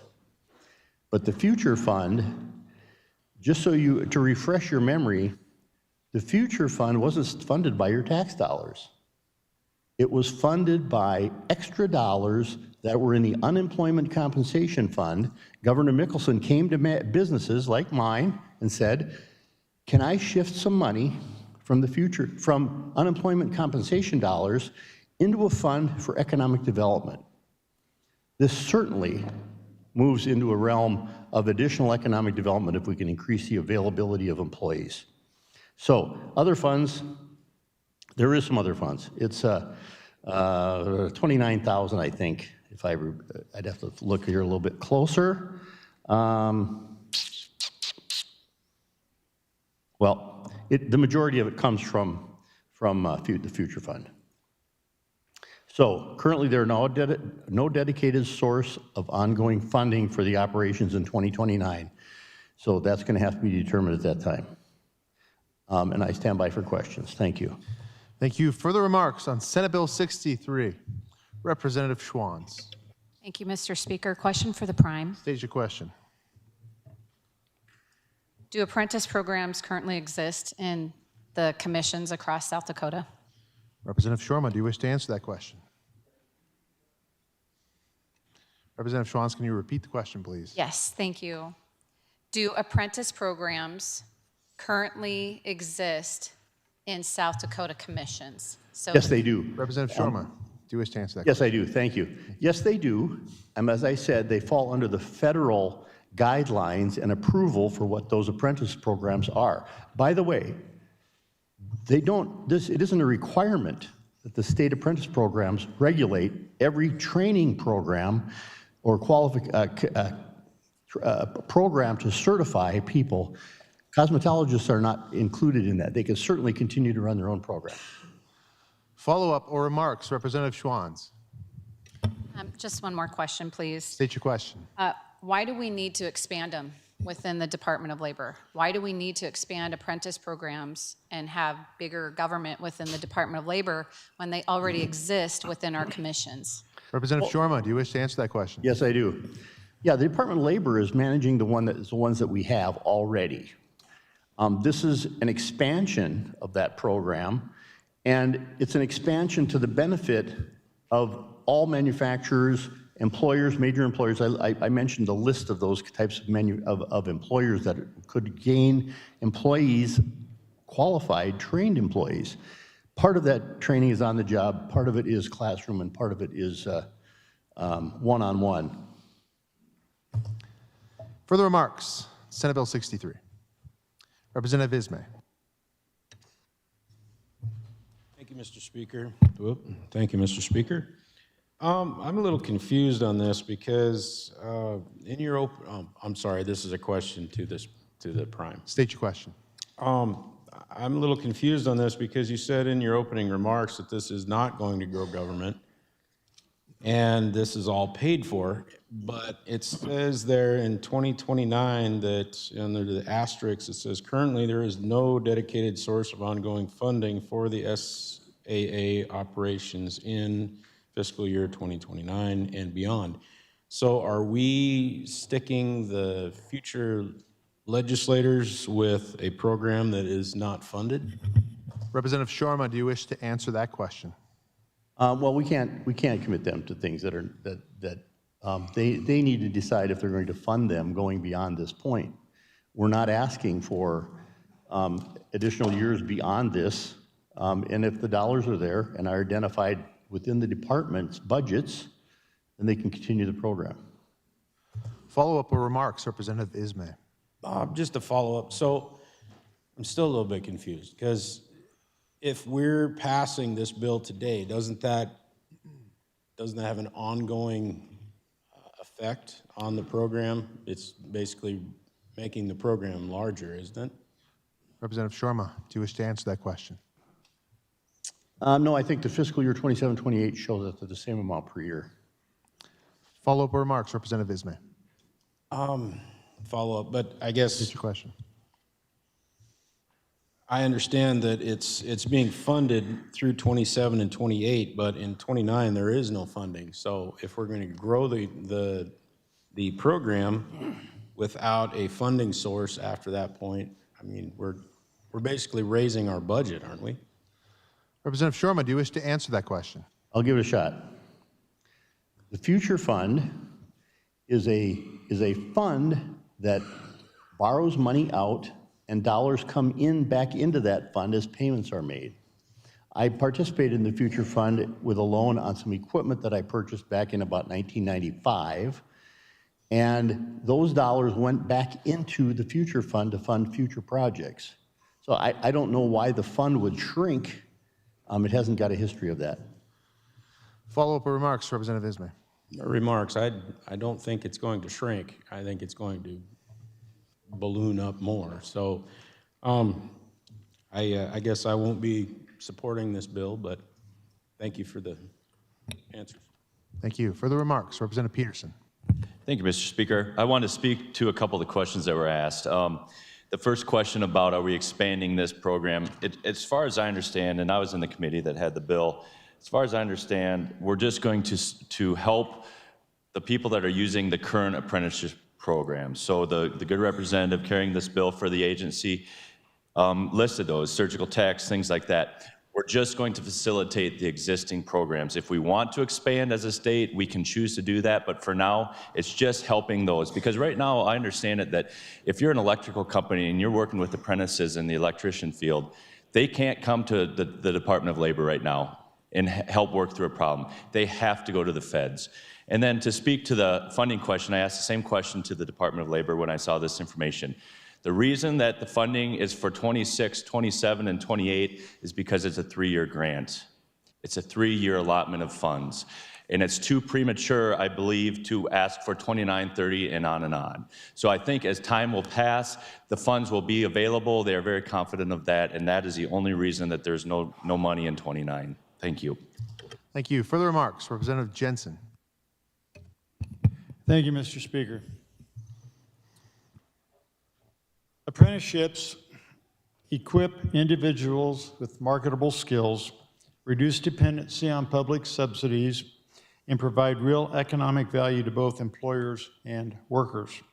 A state that values liberty and personal responsibility should encourage these models over taxpayer-funded academic credentialism. However, Senate Bill 63 accomplishes that goal through bureaucratic expansion, not deregulation. It creates a new state agency with open-ended rulemaking authority and mandates compliance with a comprehensive set of federal regulations, effectively importing the federal administrative framework into South Dakota law. This raises separation of powers concerns under Article 3, subsection 1 of the South Dakota Constitution, and concentrates dispute resolution authority within the executive branch in ways that approach Article 5 and subsection 1 judicial functions. Rather than enabling private sector apprenticeship growth, this bill centralizes control, increases regulatory complexity, and empowers the Department of Labor to enforce standards and eligibility requirements without clear legislative limits. That approach conflicts with the South Dakota Republican Party platform 2022, subsection 3-1 and 3.5, which emphasizes reducing bureaucratic reach and removing entry barriers to the trades. Apprenticeship expansion is not the problem. Centralized administration is. A bill that promoted voluntary partnership, local innovation, or regulatory relief would better advance liberty and opportunity. SB 63 grows government and binds South Dakota's workforce to a federally defined structure without local flexibility. This is just bureaucratic expansion. Please vote red. Thank you, Mr. Speaker. Thank you. Further remarks on Senate Bill 63. Representative Alk. Thank you, Mr. Speaker. I'm going to have to disagree with the good gentleman from up by Salem. Here in the state of South Dakota, I just so happen to have two sons who are electricians and a power lineman, and they both got their apprenticeship through the state of South Dakota Electrical Commission. Remember, we refused to give them cards a week ago, and it's all done through the state. This bill, and I believe it was demonstrated through the fiscal note that was asked and requested for and delivered to your desk, is an expansion of government. These commissions are already in place in the state of South Dakota. We already have apprenticeship programs right here in the state. They are ran. Unfortunately, with the Electrical Commission not having a website or their website being down, it is a problem. This is a growth of government. We have been running apprenticeship programs here in the state of South Dakota for decades, successfully. I do believe this is an expansion of government. We do not have the funds in 2 years, and actually, this $800,000 is coming out of our pockets. It's coming out of my pocket because I write a check to the Future Fund every quarter. So it is taxpayer dollars. So please consider what we are doing with our state sovereignty, the growing of government, bureaucratic control, federal guidelines being introduced into our state. Consider how our apprentice programs are being ran right now. I think they're being ran very well. We train our people in the state of South Dakota very well. So think deeply about what we're voting on. Do we want to expand South Dakota government? And then who's going to absorb these expenses in 2 years? Let's be responsible with South Dakota taxpayer money. And from what I understood from the good gentleman from down by Elk Point, they are adding 7 FTEs. Travel, $608,000 in salaries, $2,150 to board members in per diems, $72,000 for operating expenses. So they are adding FTEs. So once again, are we repeating something? Are we already taking care of something that we already have in this state? And are we adding another layer of bureaucrats to the state of South Dakota? Please consider that when you vote red. Thank you. Further remarks, Representative Jordan. Thank you, Mr. Speaker. I rise in opposition to this bill. I've spent most of my adult life working in manufacturing, and I've worked with countless people that are a part of programs and apprenticeships like this will expand. What ends up happening is they accept jobs as part of the condition as this, and they end up getting paid less than normal workers if they just applied for the regular job. So for that reason and the growth of government, I urge you to vote no. Thank you. Further remarks on Senate Bill 63. Representative Lems. Thank you, Mr. Speaker. I just have a few comments on this bill.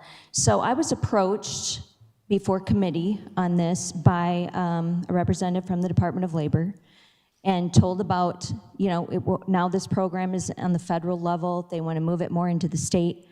And I said, well, how much is this going to affect your budget?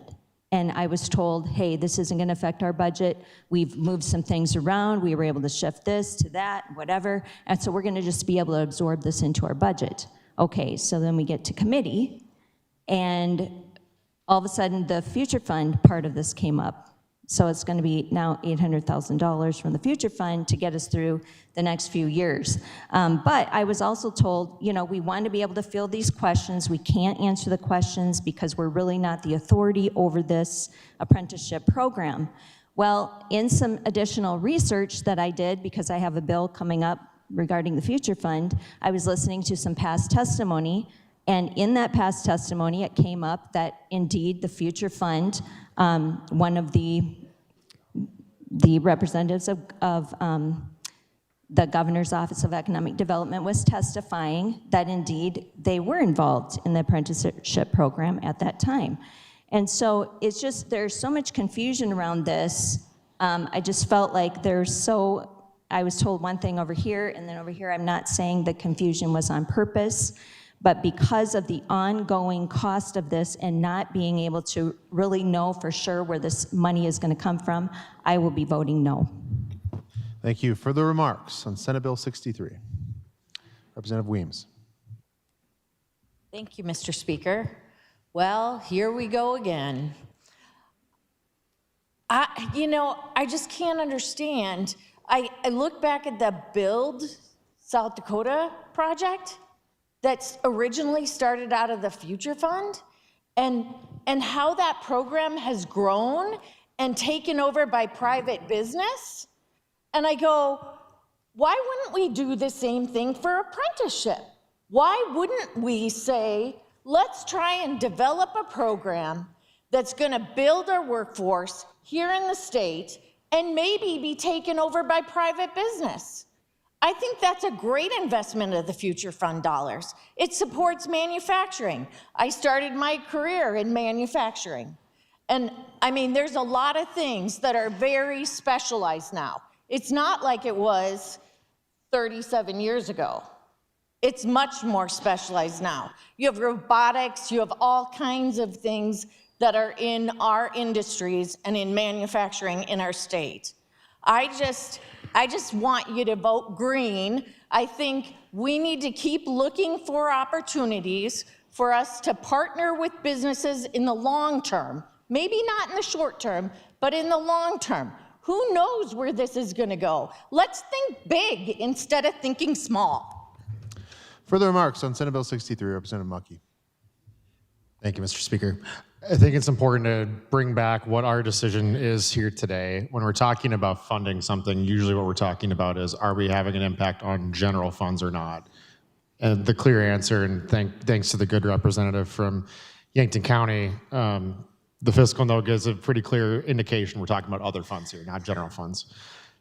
We are exercising our power in this vote to decide how we're going to apply those funds. When the time comes and we're talking about a budget down the road, the legislature will have the ability to make decisions about how we use those funds when that time comes. And so I think it's important to remember, we have the ultimate say in this. That's plain and simple. We have the power of the purse. We have the power to decide how we're going to use our funding. In this case, we're talking about granting other fund expenditure authority to establish this office. And down the road, should we choose to fund that, we will have the ability to do that later on. And so I urge you with this particular bill, please vote green so we can move forward streamlining government for a good purpose. Thank you, Mr. Speaker. Thank you. Further remarks on Senate Bill 63, Representative Ladner. Thank you, Mr. Speaker. Just to piggyback on the good representative from Minnehaha, I think we need to focus on the benefits. This program focuses on people starting in a job, garnering their skills, practicing those skills, and continuing to be employed within our state. What do we talk about? All our kids move away. This is a great opportunity to grow a program that can not only have the individual start out employed, but to continue to be employed while they train. I urge you to vote green. Thank you. Further remarks on Senate Bill 63, Representative Sismowski. Thank you, Mr. Speaker. I'm going to be very brief. I just want to share with the group that back in the early 80s, I did 2 apprenticeship internships. You might guess it was in cheese. And I went off, I had those experiences, tremendous experience. And I went off, moved to Minnesota. South Dakota company called me up. I didn't even apply. They just asked me if I wanted to move back home. And it was because of that apprenticeship. They got to sample me, I got to sample them. It was easy. Didn't even have to update my resume. Moved home. I spent 21 years there after that. So they work. They're worth any investment. Thank you. Thank you. Further remarks on Senate Bill 63? Representative Weisgram. Thank you, Mr. Speaker. You know, I heard this in committee as well, and the way I took it, and just trying to find my notes, is that the federal bureaucracy that's running the program is not very responsive. I don't know if they're out of control, but they just were really hard to reach. I recall part of the testimony that they couldn't even attend to a meeting about it because of their schedules. It just seemed like a not very good oversight. So I think the state is just trying to take this program under its wing and make it better. That's really my takeaway from the meeting. I think it's just a matter of efficiency, that the state can do a better job. So I'll be voting green. Thank you. Thank you. Further remarks on Senate Bill 63? Are there any further remarks? Representative Shorma in closing. Thank you. Well, here's a perfect example of moving toward more local control. Have I heard it from this body before? Maybe a time or two. I thought, you know, I never had the luxury of an apprenticeship. Wait a minute. I grew up in a family business. My first apprenticeship was how to repair shoes. I can put half soles on your shoes, I can put heels on your shoes, I can repair them, I can do whatever I need to do. My next apprenticeship was to make truck tarps, run a sewing machine, learn how to make those. My next apprenticeship was learn how to make swather canvases. You know what a swather is? Cuts the grain before the combine comes by to pick it up. Rubber curing presses, big 26-foot by 6-foot wide rubber curing presses. By the time I got done that summer, I could flip over hamburgers on a grill without wearing gloves because the surface of that was 300 degrees. That was another apprenticeship. I got the luxury of an apprenticeship since I was blessed to be in a family business to actually work in the office and learn about business while I was going to college for business management. So I guess I did experience lots of apprenticeships, but most people aren't blessed with the idea that they're going to be able to go into a good-sized company and learn all of those different things and determine what kind of job they want to do for their career. I was so blessed to grow up also on a farm. My wife doesn't appreciate that I can fix almost anything, because on the farm you have to fix things. So I would love to see more people have an experience in apprenticeships, if not 1, 2, or 3, to help them figure out what their career is going to be. And let's bring it back to local control where it should be. Thank you. Thank you. Seeing no further remarks, the question before the House is final passage of Senate Bill 63. All those in favor will vote yea. Those opposed, nay. The clerk will unlock the voting machine, and the members will proceed to vote.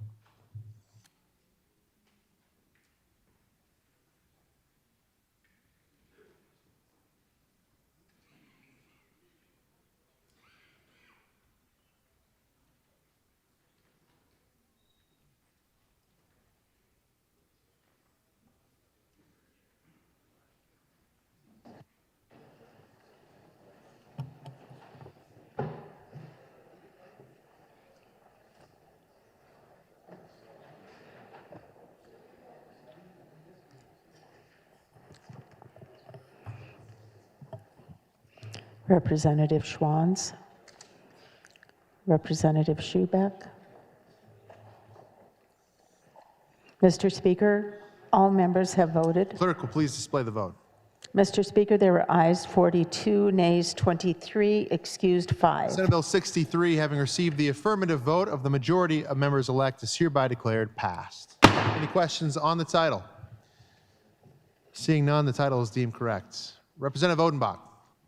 Thank you, Mr. Speaker. I move we defer the balance of today's calendar to tomorrow, Wednesday, February 18th. The Odenbach motion having been made and seconded, any remarks? Seeing none, all those in favor of the Odenbach motion will signify by saying aye. Those opposed, nay. Motion carries. There being no objection, the House will revert to order of business number 5, reports of standing committees. Mr. Speaker, the Committee on House State Affairs respectfully reports that Senate Joint Resolution 503 returns without recommendation. Respectfully submitted, Scott Odenbach, Chair. Mr. Speaker, the Committee on House Health and Human Services reports that House Bill 1138 be amended and returns without recommendation. Respectfully submitted, Brian Mulder, Chair.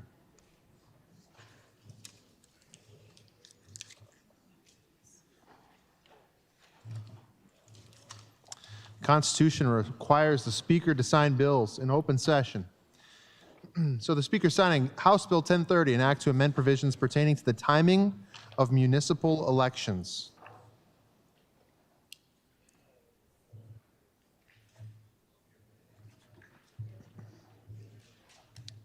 The Speaker is signing House Bill 1043, an act to make an appropriation to reimburse healthcare professionals who have complied with the requirements of rural recruitment assistance programs and to declare an emergency.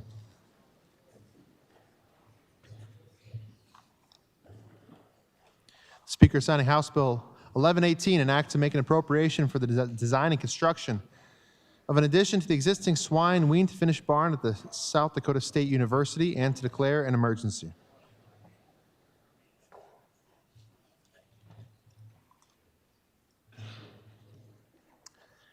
The Speaker is signing House Bill 1137, an act to make an appropriation for the design and construction of an athletic facility at the University of South Dakota and to declare an emergency.